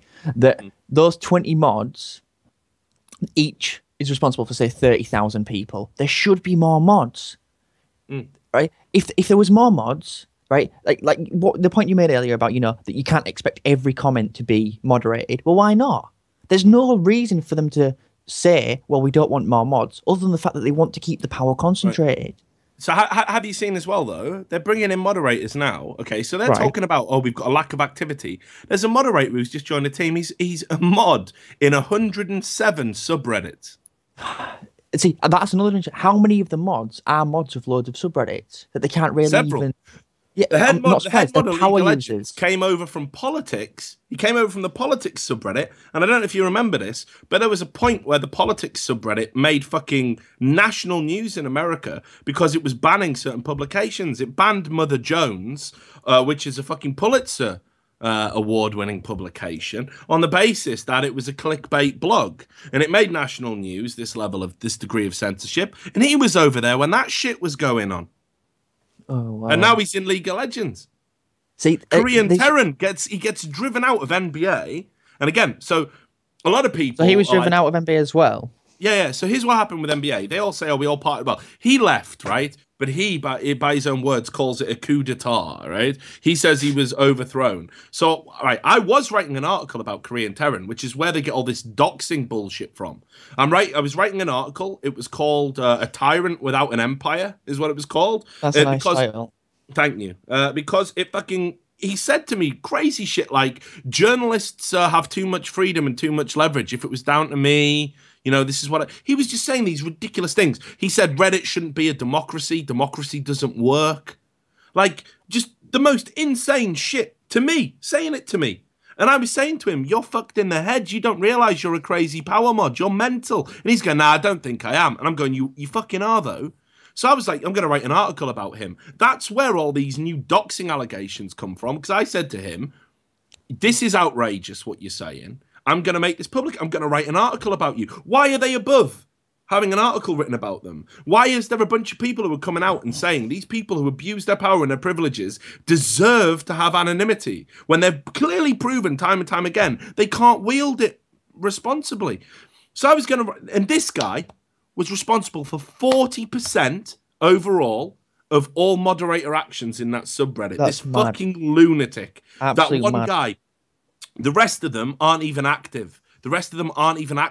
They just hold these fucking positions like a little badge of honor, like fucking status. That's what it's all about. Yeah, They want the power. That's all it's about for them. Maybe there's something in their lives that's not going quite right, and they feel like they can go to the subreddit and be the mod there, feel a bit powerful. I mean, See, and I think like you said, you can't cut the cancer out, right? You can't cut the cancer out. I think, and they're obviously not going to do a thing where where the admins purge all the mods. I think the best way to fix subreddit would be to add more. That was the bit I was going to get to. They're never going to, right, that subreddit is huge now, right? And Reddit don't make money. Reddit is so bad at monetizing their position because they come out and they beat their chest and they're like, yeah, we're a fucking democracy, yo. Freedom of speech, man. Look at Edward. We let Edward Snowden post on here and there's Assange. Yeah, but you caved when those fucking celebrities threatened to pull the AMAs during the fappening, didn't you? Yet you'll still allow a subreddit like Creep Shots to exist, you fucking lying bastards. I mean, that's Reddit, man. They're fucking hypocrites. They're full of shit. So they fucking, I mean, honestly, right? They pose as being this like egalitarian, democracy where everyone can talk about everything, but they make no money from doing that. So increasingly, they're reaching out now to companies, and one of their proposed solutions, and this is absolutely true, I've got this on good authority, I won't say how I know, and people can make of this what they will, but one of their proposed solutions for the whole gaming subreddit issue was, maybe we just sell subreddits to developers and let them control them. Why sell them? Riot's got a subreddit for free. Yeah, but I mean, they don't need to sell the League one. So I could see that happening. I could seriously see that happening. They're looking at this subreddit now and how popular and how strong it's got, and how Riot are coming in and basically putting people on NDAs and using it as a center of control. And again, interestingly enough, I just got told about 4 or 5 days ago, Reddit have reached out to Summoner's School and asked them to sign NDAs as well. What's that about? Anyway, side fucking issue. But they're looking at how big and popular that subreddit's got and how desirable it is as a commodity to Riot. And Reddit are thinking, let's start selling these things. Let's sell them. Next time a big game comes out, you go to a developer for a fee, we'll give you a subreddit, a branded subreddit, and you can put your own stuff in it. They're seriously looking at that option. I'm not saying they're going to go with it, but they have explored this option. Reddit is a fucking sinkhole for money. They're desperate to monetize it any way they can. So do you think they'll go against Riot? Of course not. Of course they're not going to. It's too big. The traffic's too big. This is what I mean. So people can say I'm fucking crazy. As I said right at the top of the show, there is something very wrong when a guy who writes about potential moderator and corporate influence, the Reddit staff should be reaching out to me and saying, thank you. Thank you. They shouldn't be, so what do you think? Okay, so what do you think needs to be done then? Because is it possible to take the subreddit back from the mods? Or do you think that there's going to have to be a new subreddit made? I mean, I saw some other alternative subreddits being posted around. We made one called Riot Free LoL. I saw that one, yeah. In fact, let's have a look and see how that's doing, because, I don't think the uptake's been particularly big, but let's see where we're at today. I mean, we're up to 564 subscribers. So here's the problem. What you would need is you would need other content creators to come out and say, we are not going to support the League of Legends subreddit. We don't want our content posted in there. If we see content posted in there, we're going to ask for it to be removed. We're only going to post our content exclusively in another subreddit. We're only going to interact and do AMAs on this other subreddit. That's what they need to do. But they're all spineless cunts. They're part of the problem to begin with. I'll tell you something about content creators. And I'm going to release this letter, actually, into the public domain as this story continues, because I'm not going to give up this fucking fight. I mean, look, I've already lost. I can't beat Riot and Reddit combined. I got no chance. I'm just a fucking guy. I'm just like one dude with 23,000 followers or whatever the fuck it is on Twitter. That's it. That's my platform. And yet they're talking about me bullying and brigading. I find it fucking hilarious. But here's the thing. I sent a letter to the mods ages ago. This is back when they accused me of attempting to dox them in 2014 because they said they need to be held publicly accountable. I'd never even heard the word doxing before. Yeah, I'm a man in my 30s. Doxing, I can't keep up with you kids. Anyway, so they kept saying to me in every piece of correspondence we had, we want to have a relationship with you. We want to have a relationship with you. We have a relationship with all content creators. And I was like, what the fuck do you mean? A relationship? And they're like, we talk to content creators. We tell them, they submit stuff, and we tell them whether it's allowed or not. And I'm like, No, no, no, no, no, no, no, no, no, no. That isn't how this works. That isn't how it works at all. In fact, hang on. I'll read you the extract from the letter. So after they asked me again to have a relationship with them, I said there is absolutely no requirement on my part to have a relationship with you. I don't crave your editorial input, nor do I want you to assign me hoops to jump through for some sense of satisfaction in your role. You are subreddit moderators. If my content should find its way onto your subreddit, you should evaluate it only when you have cause to do so. And in the unlikely event that it contravenes the rules, which I'm quite adept at understanding because I used to work as a trade union representative, then remove it. What you have been doing is removing it, even when it clearly doesn't break the rules, based on your own sensibilities, which are not the actions of people who wish to present themselves as selfless advocates of the LoL community. And then the next bit was, with all due respect, I do not want to have a working relationship with you. I do not have a working relationship with the StarCraft 2 subreddit, where my work frequently appears. I do not have a working relationship with the Counter-Strike subreddit, even though I've known people in there since like 2005. The subreddit is just a tool for content to reach viewers. And I know that all of these other people, content creators who I won't name, they all said to me at the time, back in February 2014, Richard, don't challenge the mods, just suck the dick. That's literally what they told me. Top League of Legends content creators telling me, just suck the dick. Just suck the dick. Do what the mods say. They will make or break you. They will make or break you. And I went, no, fuck that. That isn't how it works. I didn't spend 5 fucking years at university, plus home learning, plus doing work experience in fucking newspapers that paid me a fucking pittance to write about cats stuck up trees, or council newspapers that paid me to write about parking spaces. I didn't spend all of those years of my life doing that. So some fucking pubeless wanker can fucking tell me what is and what isn't journalism. I did not sign up for that.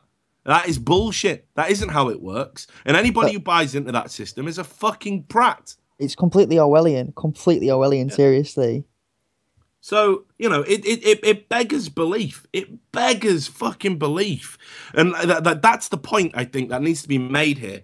I've got unequivocal evidence of the moderators telling me over and over and over again, we want to have a relationship with you. So people are saying, why did you threaten to dox them? Why did you threaten to dox them? Because there's no accountability.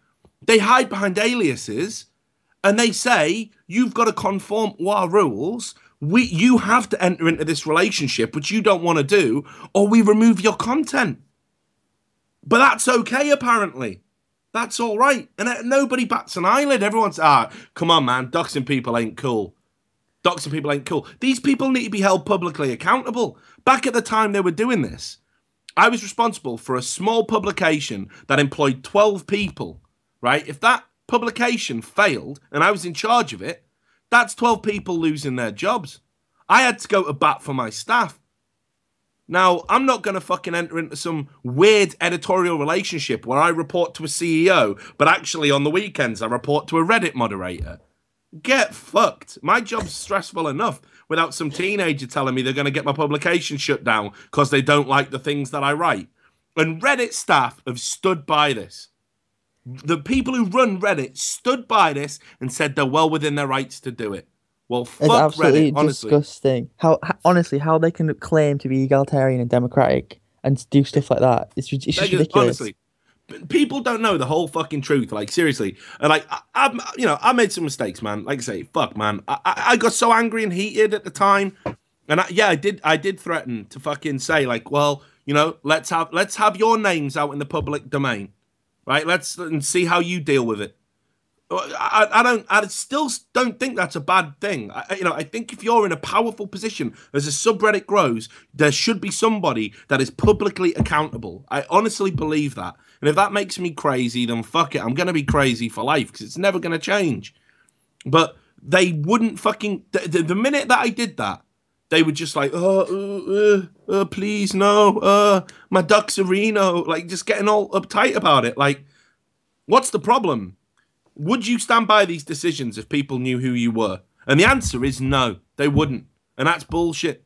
You shouldn't be doing it then. If you're the kind of cunt who is content to hide behind an alias and fuck with people's lives anonymously, you're a piece of shit. You're as bad as a troll. It's got literally, you're as bad as a troll who fucking messages like families who've lost children and stuff, pretending to be the child from beyond the grave. And then when you get caught by the police or whatever, you go, I was just messing about. That's pretty much the mentality of every Reddit moderator out there. And it's fucking disgusting that people buy into this system and think these people are worth protecting. They're absolutely not. They're talking about how I've bullied them and I've made their lives miserable. They held me over a barrel. If I wasn't willing to enter into this relationship with them, I had to fight them. And if I fought them, my content was getting deleted. Right? So what's that about? Who's the fucking bully?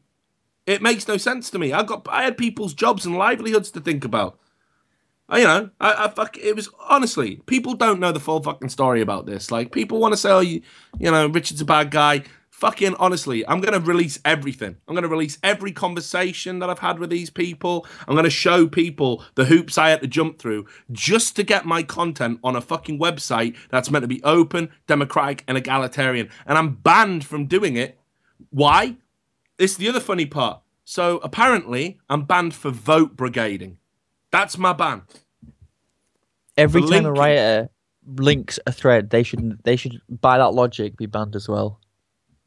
Yeah, well, of course they should. But no, mate. No. It's all right when they do it. They even said today, do you want to know the difference between me and Light? So apparently when Light, right, now bear in mind, so I'm led to believe, like, because he never shuts the fuck up about it, that Light has a PhD in neuroscience or something, okay? Right, so they actually said this today, a moderator called Pickflute and Buckeye Sunday both said this. What's the difference between Light linking a thread on his Twitter and Richard linking a thread on his Twitter? And do you know what they said? Intent. What? Intent. Oh, yeah. Right? And they said that fans of Light don't come into threads and don't parrot things and don't brigade, but fans of me do. Right? Now, and then they followed that up by saying Richard couldn't have been a successful journalist if he didn't know how to game the system. Light's the guy with a fucking PhD in neuroscience. I would imagine if anyone could speak to human behaviors, it would be him. You have to remember, though, from their point of view, no member of Riot could ever intend anything bad. They can do no wrong. Well, of course not. No, of course not. Whereas everything you do is you're their enemy. Everything you do is to bring down the subreddit. So of course that's how they're going to interpret your intent. Not that intent should even matter. They should judge the content on the basis of the content itself. And they changed their tune. So when I first got banned, they said Richard is welcome, because I had to delete my account. I was getting a death threat roughly every 2 minutes, or some form of abuse every 2 minutes. Everyone who'd ever trolled me ever, because they knew the account name, because they had it bookmarked, something that mods and admins absolutely denied was happening. When I was getting harassed, it wasn't real. I was imagining it. When I was telling people they were retards, I was harassing them. I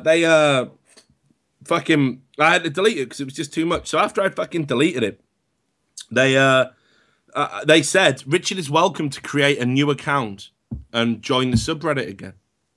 Okay, cool. After I took the argument to Twitter and people started paying attention to how the moderators were behaving and the way they were bending the rules and the way they were deleting content, the way they were doing crazy shit like deleting everything by the daily dot. Right, I'll come to that in a second.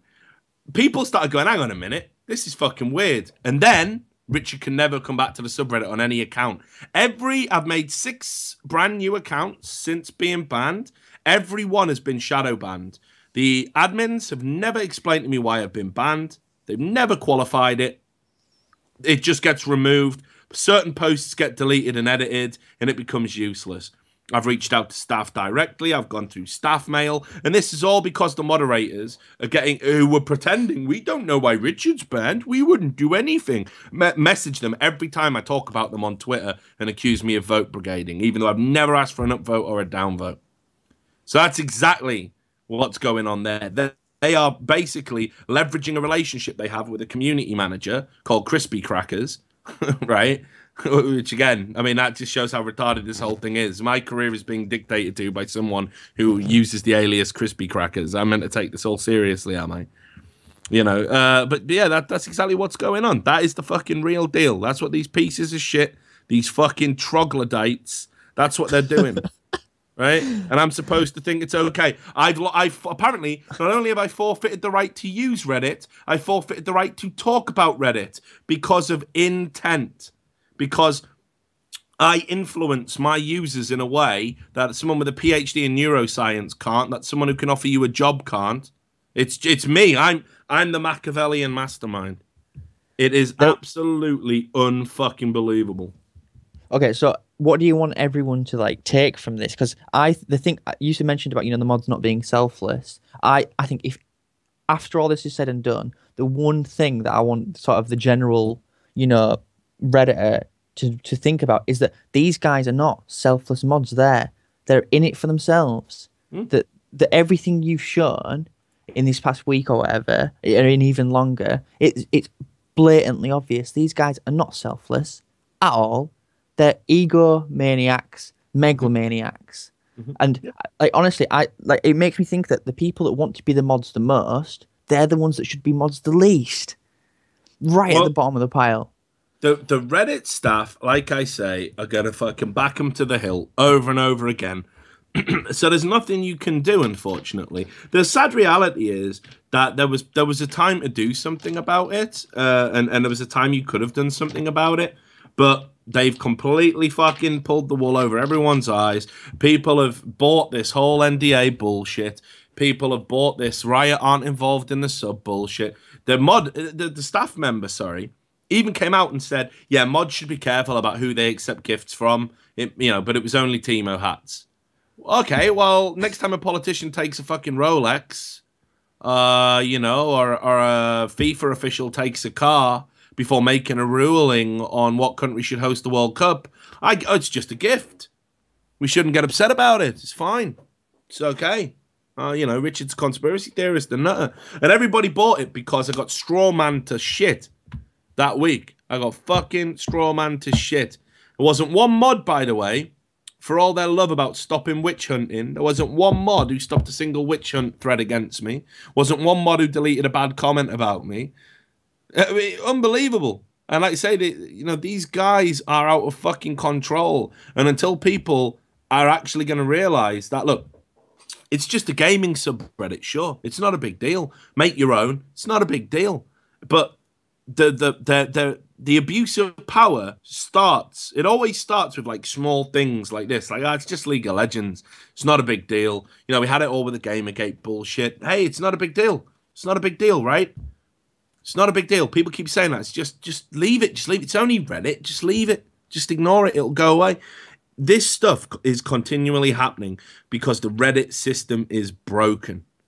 It is broken. And Reddit staff want it to be broken because that's what benefits them. You couldn't get people to sign up to the system if it wasn't fucked. If it wasn't absolutely broken and abused. And it's just insane to me that people will actually sign up for this. People will say, do you know what? Yeah. So what can they do? They can't do anything. You can either opt out of the system, i.e. you don't use Reddit, and that's just not practical. So you create a subreddit, and as I said, no one's ever going to do that. That subreddit is never going to go anywhere. I'll support it. I think it's great that it exists. But if that's got 10,000 subs by the end of the year, I don't know. I'll fucking suck my own dick. Not on cam, obviously, but I'll tell everyone I did. It's just not going to happen. It's never going to have an impact. And in the meantime, as you said, that subreddit is going to remain Riot's marketing division, their PR division. And it's just going to stay like that. People are going to swallow the shit. People are happy to swallow the shit. Well, what can you do? What can you do? If people are happy to be lied to, how can you tell them to wake up and listen? You can't. You can't do it. But not everyone's happy to be lied to, and I think that's why. Even with your motivation of you sucking dick, that it'll get 10,000 now. No, it won't. But if it does, fuck it. I'll break my own back. I couldn't give a fuck. There has been subreddits, haven't there, that have broken off from big subreddits.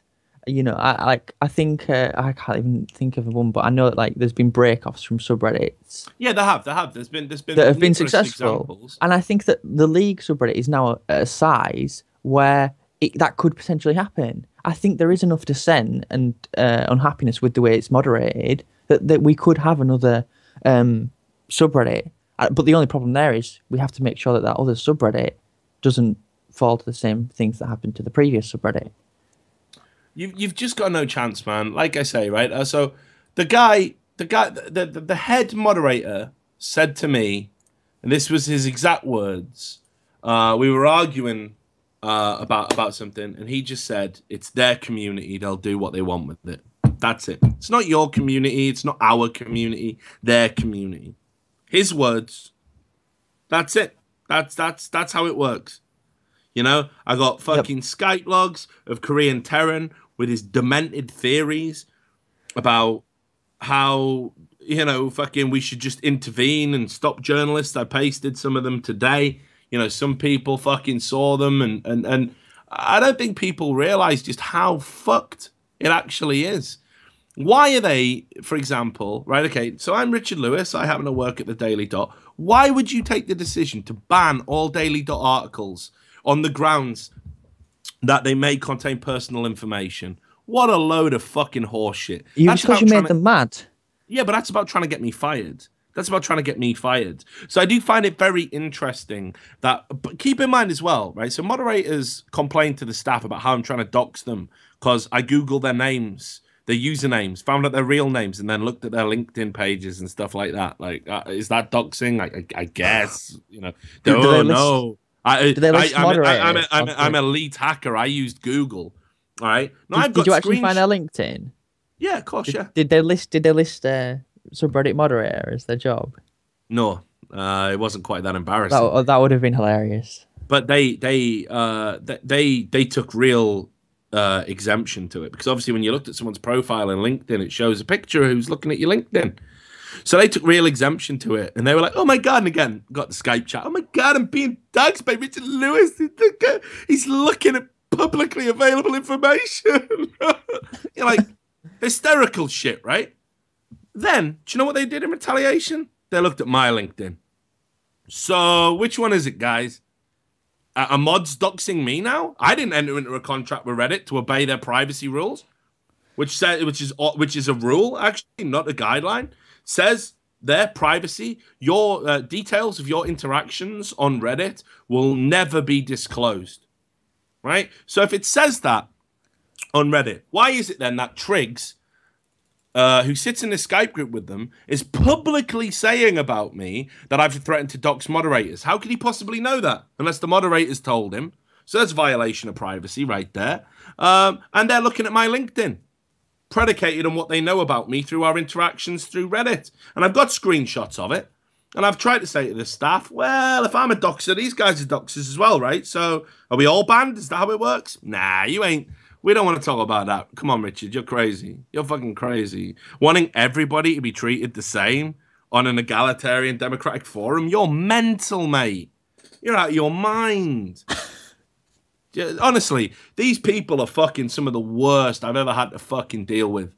I've dealt with some of the fucking most insane trolls, right? I've had people fucking threaten to stab me at a LAN, right? There's a reason I got a bulletproof vest over there on that chair, right? You find that's a bulletproof vest, mate. I'm not joking. You find me another fucking games journalist who has had death threats sent to him as a recording and told he's going to get fucking murked, you know, quote, when he goes to a Counter-Strike LAN in the UK. Serious. Because I said some team was shit. People are insane. I've dealt with that for fucking years. And I'll tell you hands down, these moderators are the fucking worst. They're the worst. They are just unbelievable, the way they abuse power. And Reddit staff are standing by them, and they hope this is all going to go away, and they hope that I'm not going to make a fuss, and they're like, he ain't got many followers, he hasn't got a platform. I'm not going to shut up about it. I'm not going to shut up about it. This is bullshit. These moderators are out of fucking control with what they're doing, and people need to fucking, people need to step up and be counted. Everybody needs to step up and be counted. This shouldn't just be me out there like, hey, the mods are doing this, the mods are doing this, the mods are doing that. Here's a tweet, here's a tweet. They'll be able to fucking shut it down, pretty quickly. So, Yeah, sorry, I've just noticed I've knocked something on my camera. But yeah, so honestly, dude, like, you asking me what to do? Challenge the fucking moderators. Challenge them. People need to challenge them. It's like everything. It's like every system. They can't be in charge if you don't let them. If you create subreddits, if you of your own, if you fucking complain about them constantly to staff, then eventually they'll have to fucking, the staff will have to get involved. Right now, they've got the illusion of authority. People need to fucking remove that. It's as simple as that. And now, look, totally agree. This is a call to action now. I've just made a call to action, mate. So again, now I'm witch hunting, right? That's the rules. This is what they do. Absolutely. This It's is what mental. they do. You can't talk about it. You can't even talk about what they're doing, or they get you. They get you with the rules. So it's ridiculous. But I've rambled about this for long enough, and I do want to take one more call. Look, Dorian, it's great to get you on. I'm glad we talked about it. As you can see, it's fucking a matter close to my fucking heart. I hope when people see this, they actually step up and do something about it, because, look, it may just be a fucking gaming subreddit, but it's one of the biggest gaming subreddits. It sets a very dangerous precedent that people are going to allow moderators to basically pick and choose what content can and can't go on, and who can and can't use it, predicated on personal grievances. People need to fucking really think long and hard about what they're signing up for. Don't get distracted by the Richard Lewis hate train. Just ask yourself a simple question. If you behave the same as everybody else, but we're getting singled out because of your status, is that fair? And the answer is no. No, if moderators if moderators take a particular interest in you because you've written about things, and again, just in the interest of transparency, I made no accusations in my articles, none.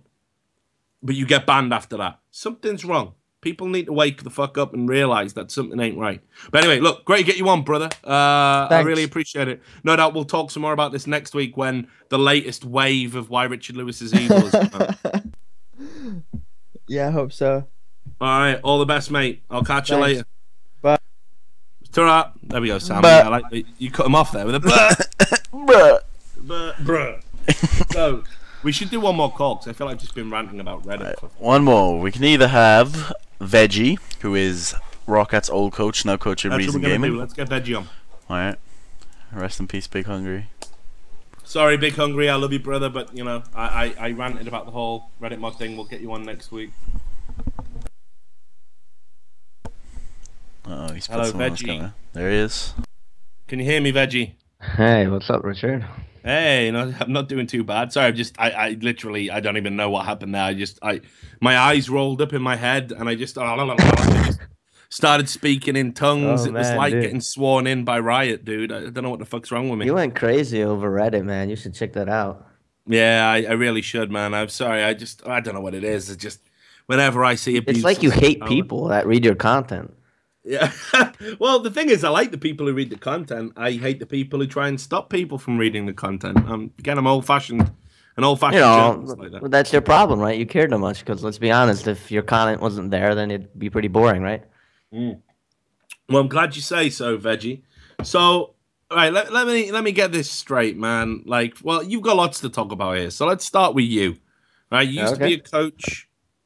For Roccat. Tell me the story. I won't put words in your mouth. Tell me what happened. Okay. Even before Roccat, I used to be a player, right? Like, I played since like 5 years, and well, once people got good and started playing like 12 hours a day, like Yanko, so I stopped playing because I wasn't good enough, right? Because of studies and shit like that. Well, basically, I finished studies now, so I've been back to coaching. But when I was on Roccat, I quit coaching because I had to finish my studies, right? Get my master's degree, because parents pissed. What the hell are you doing? Why are you playing video games, right? Like, you need an education, right?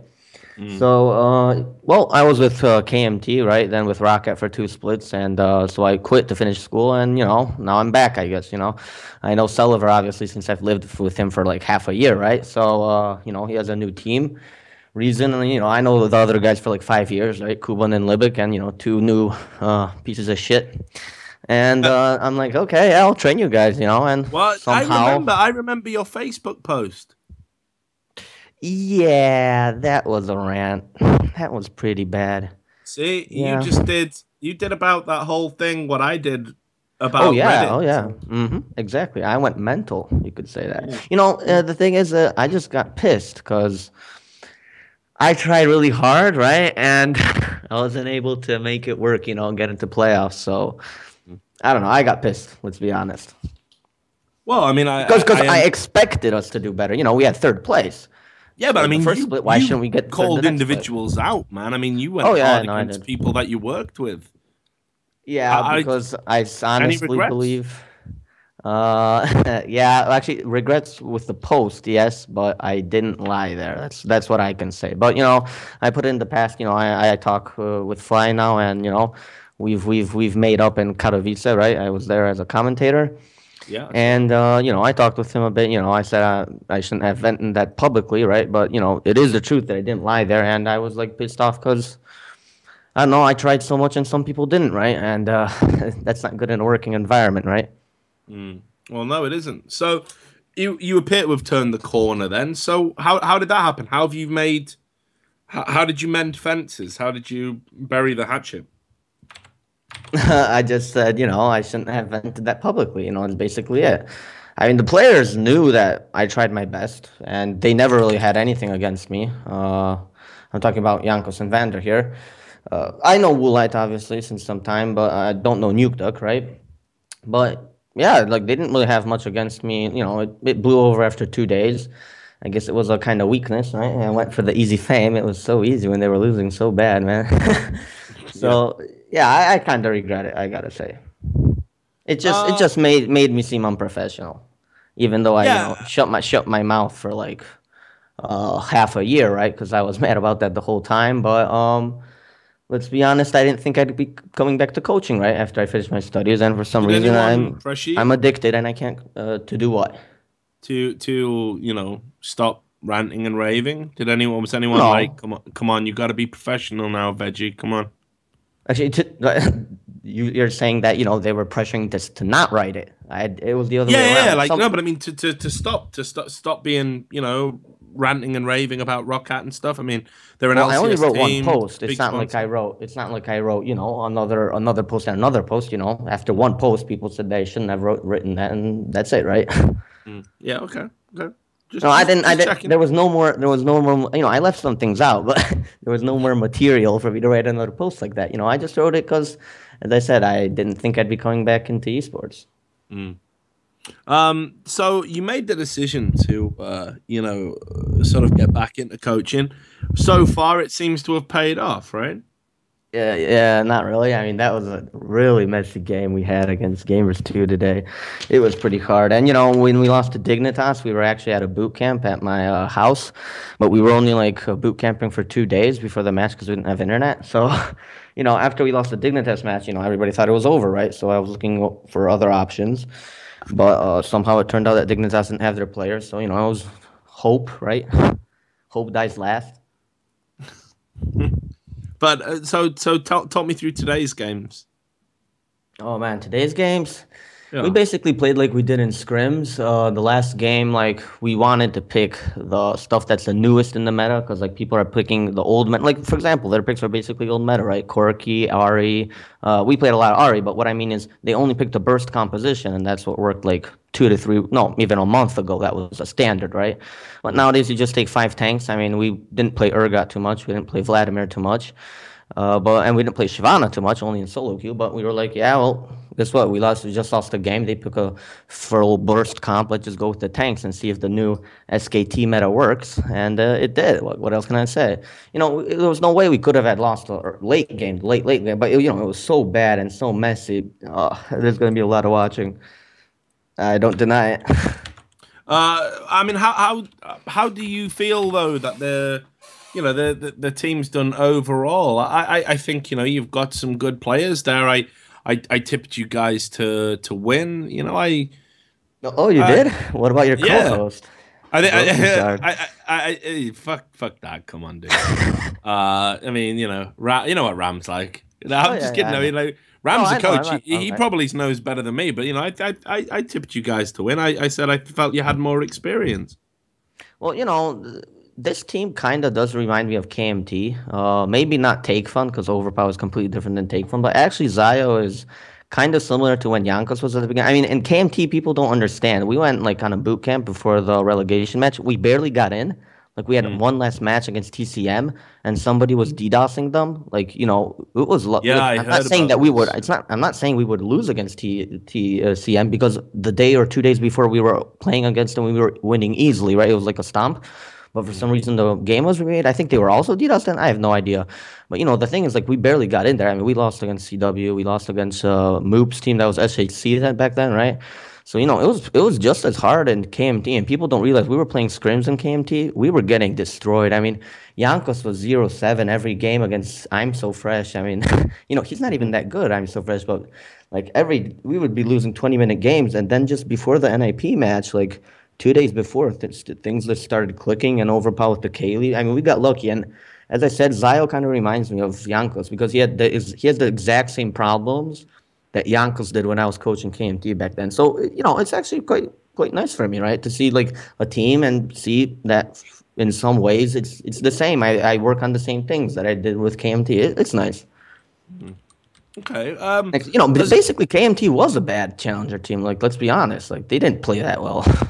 Yeah. I mean, I feel, like you're a good team, but like just being down there, like with Origin, I mean, you must have some real concerns about being able to go all the way, right? I mean, how confident are you?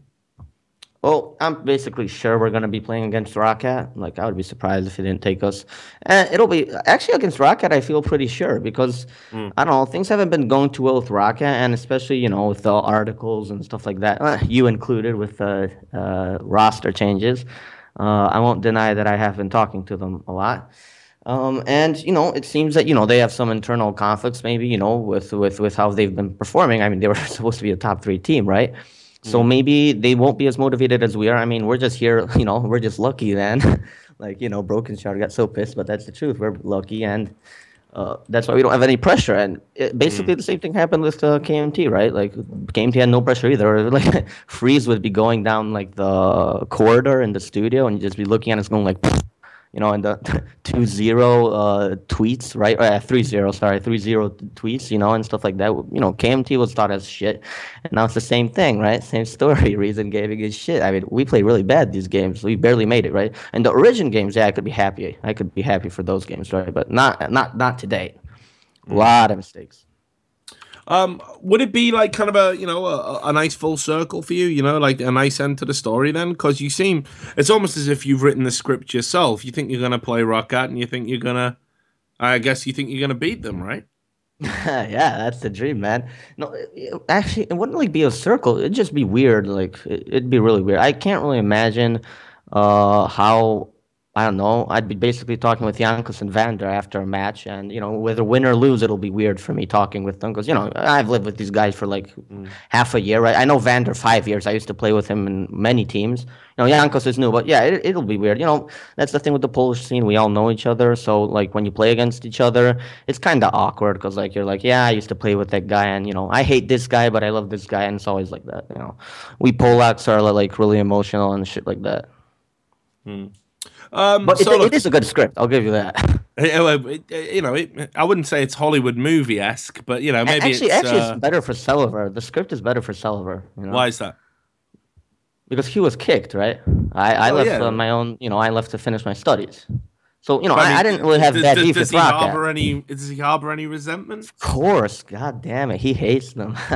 Really? Of course, yeah. Wow. I mean, basically he lost his job, right? I'd be pissed too. If I lost a job because of a friend, that people from the outside, they said that KMT was a group of 5 friends, and you know what? It's actually true, goddammit. The Reddit people were right. That's how it was at the beginning. It's 5 friends, and nobody wanted to kick anybody, and we all thought we would be going on together, and suddenly out of the blue, it turns out, Zazas and Selliver, maybe I could understand Selliver. I'm going to be real. Yeah, he wasn't the best. He had solo queue problems, but Zazas, overpower for, back then I think I also wrote a post, a short one, not a flame type one, and not a rant one like I wrote last time, but I basically said that I don't agree with the changes. Zazas, that's why I think people don't, from the outside, I don't really understand coaching, Like, if you can have a great player, but if it's impossible to work with him, then who cares what kind of player he is, right? And Xazus was that. Like, he wasn't great, right? Like, in the game. You would see, yeah, he'd lose against Freddy. Yeah, Freddy would be happy when he'd be playing against Xazus. But there's one thing that Xazus had, right? And that's he was extremely coachable. At least for me, that's the thing. Maybe I'm a shitty coach and I wasn't able to work with other coaches. But with Xazus, with other players or something, with Xazus, it was the easiest for me from the whole team, right? I just tell him one thing, and then like in an hour, he would like be already shot calling new things, right?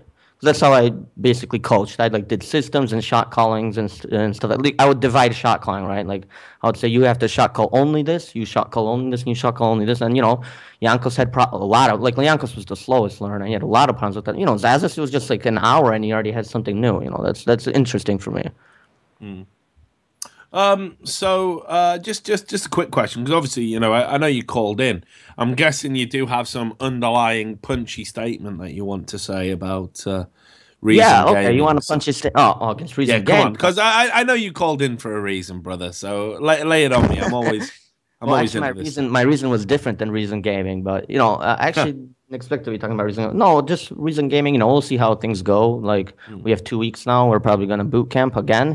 Since we already went back home after losing the Dignitas games, and we're gonna try our best, right? But I mainly wanted to talk about I went on Reddit yesterday, right? And I think no, it was today, right?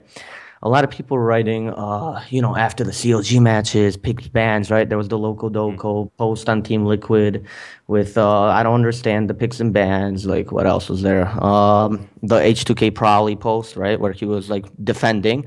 And that's, you want your snappy statement? I think that people on Reddit are idiots for thinking they know how to do picks and bans, because it's not easy to say which team wins picks and bans. Like, from my perspective as a coach, right, and coaching Roccat, because you winning or losing picks and bans depends on what your players play the most and what they're playing against, right? Because every player has their, people call them comfort champions. I don't really think it's about comfort. It's more about which champions fit your play style, right? You're gonna have a player who's gonna be the best on Orianna.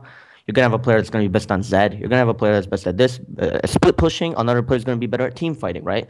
And you can say something's out of the meta. You can say, let's say something from today. Like, one person will take, I don't know, a Maokai, right? A standard top laner. Another guy will take something that's deemed not in the meta, like Mundo or something. But you can't say that, I don't know, they lost the top lane in the pick, right? Because Mundo is worse than Maokai, because you can say maybe that guy there's a reason why he's a genius on Mundo for some reason, right?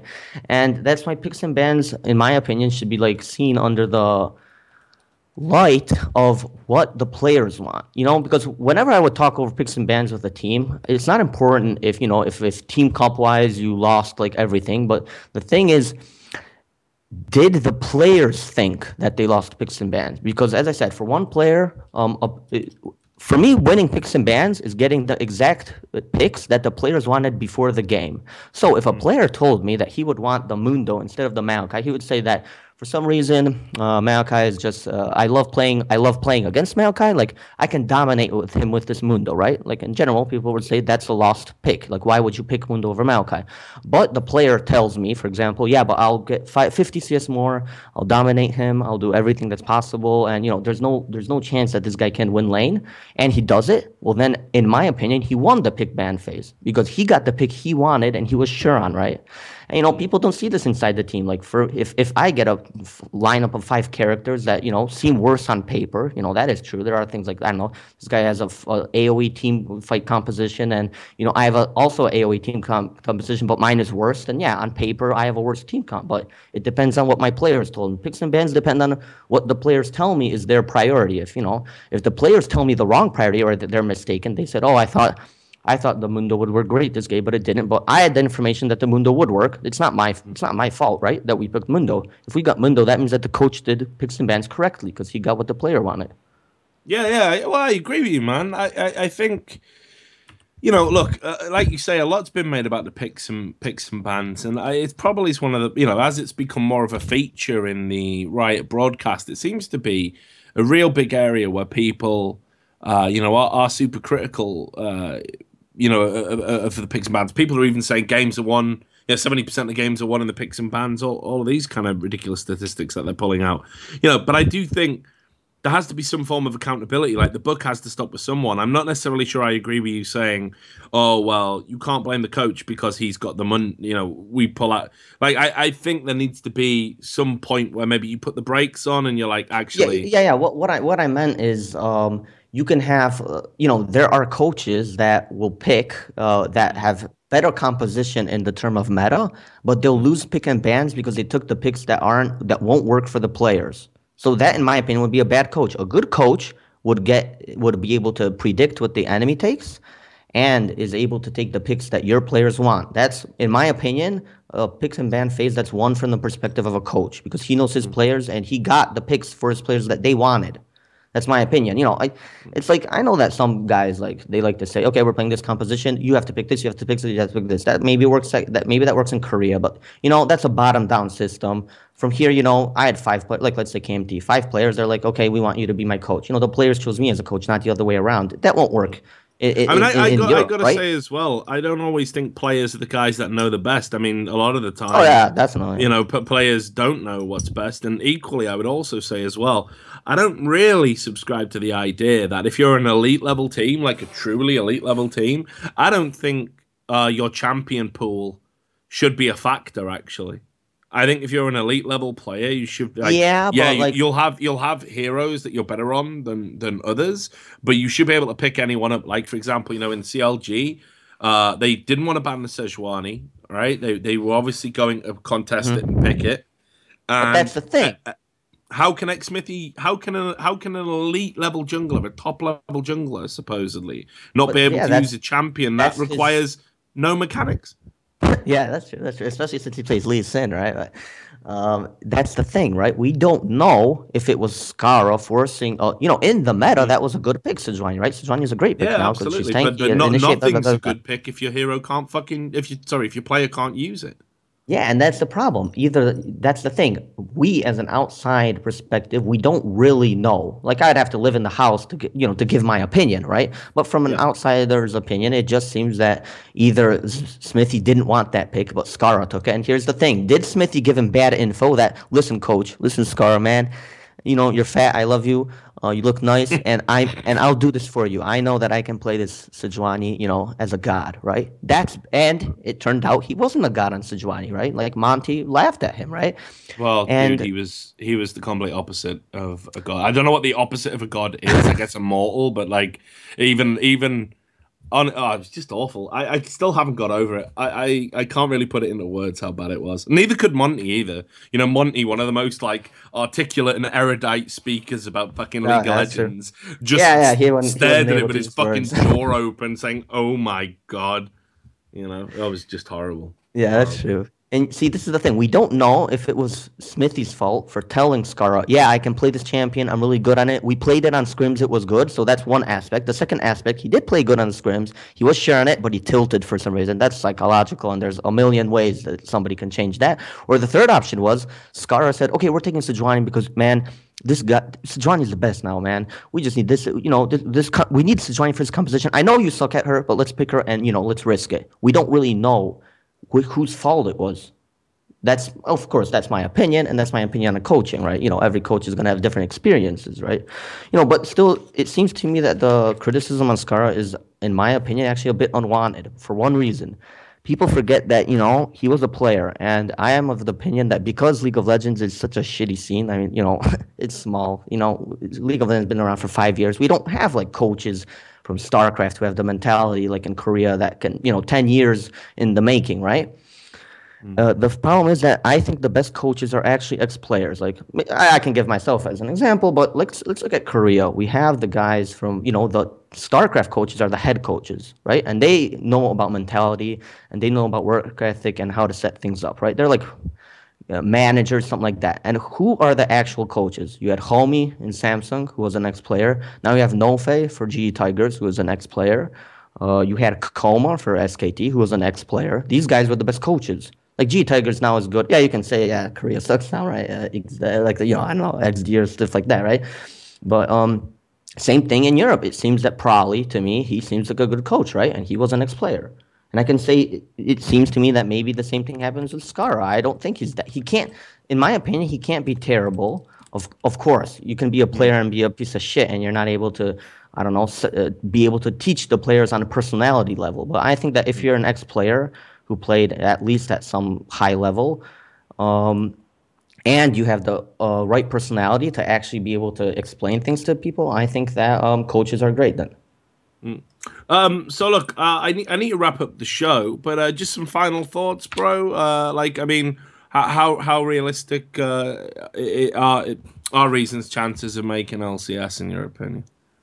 If we play against like Roccat, I'd give us a 60-40. I think we can do it because I don't think my players will tilt against Roccat. If we play against Giants, I actually think we'll like 60-40 for them. I don't know. I don't feel like us playing against Giants. They just seem much more motivated. And, you know, when you're playing for your life, like motivation is the most important, actually.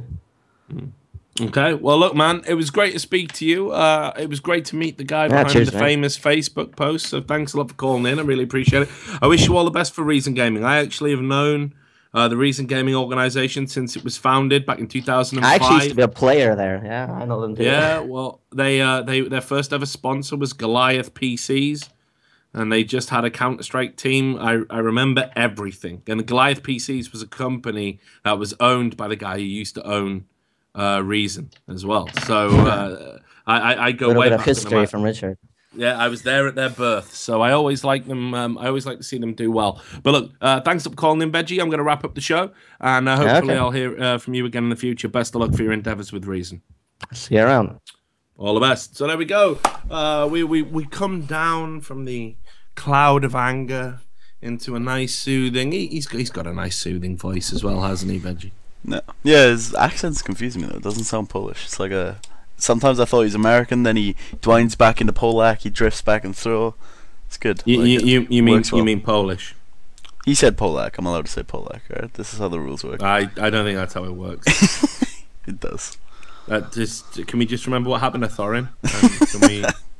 Can you just say Polish? You give me groans. Okay, Polish. Thank you. But yeah, so it's been a good episode. I think we kind of it did get a little bit diverted. I knew it would. I got this fire inside of me, man.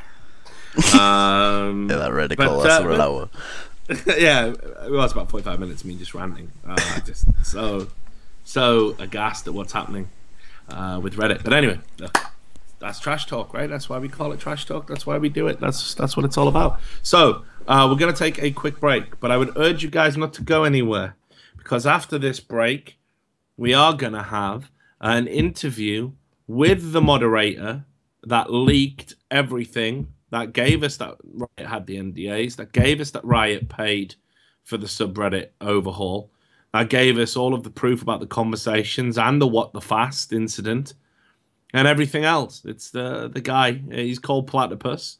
He's going to be on after this. We'll upload it as a separate VOD anyway.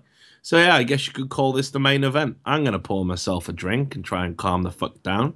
I recommend you do the same thing. We're going to be back in 5 minutes, but all that remains to be said is thanks for tuning into this episode of Trash Talk. If you're watching it as a VOD, I'll be very interested to see where you're watching it, because let me know. Tweet at me.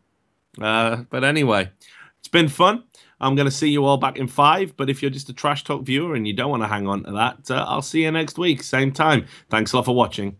See you in a bit.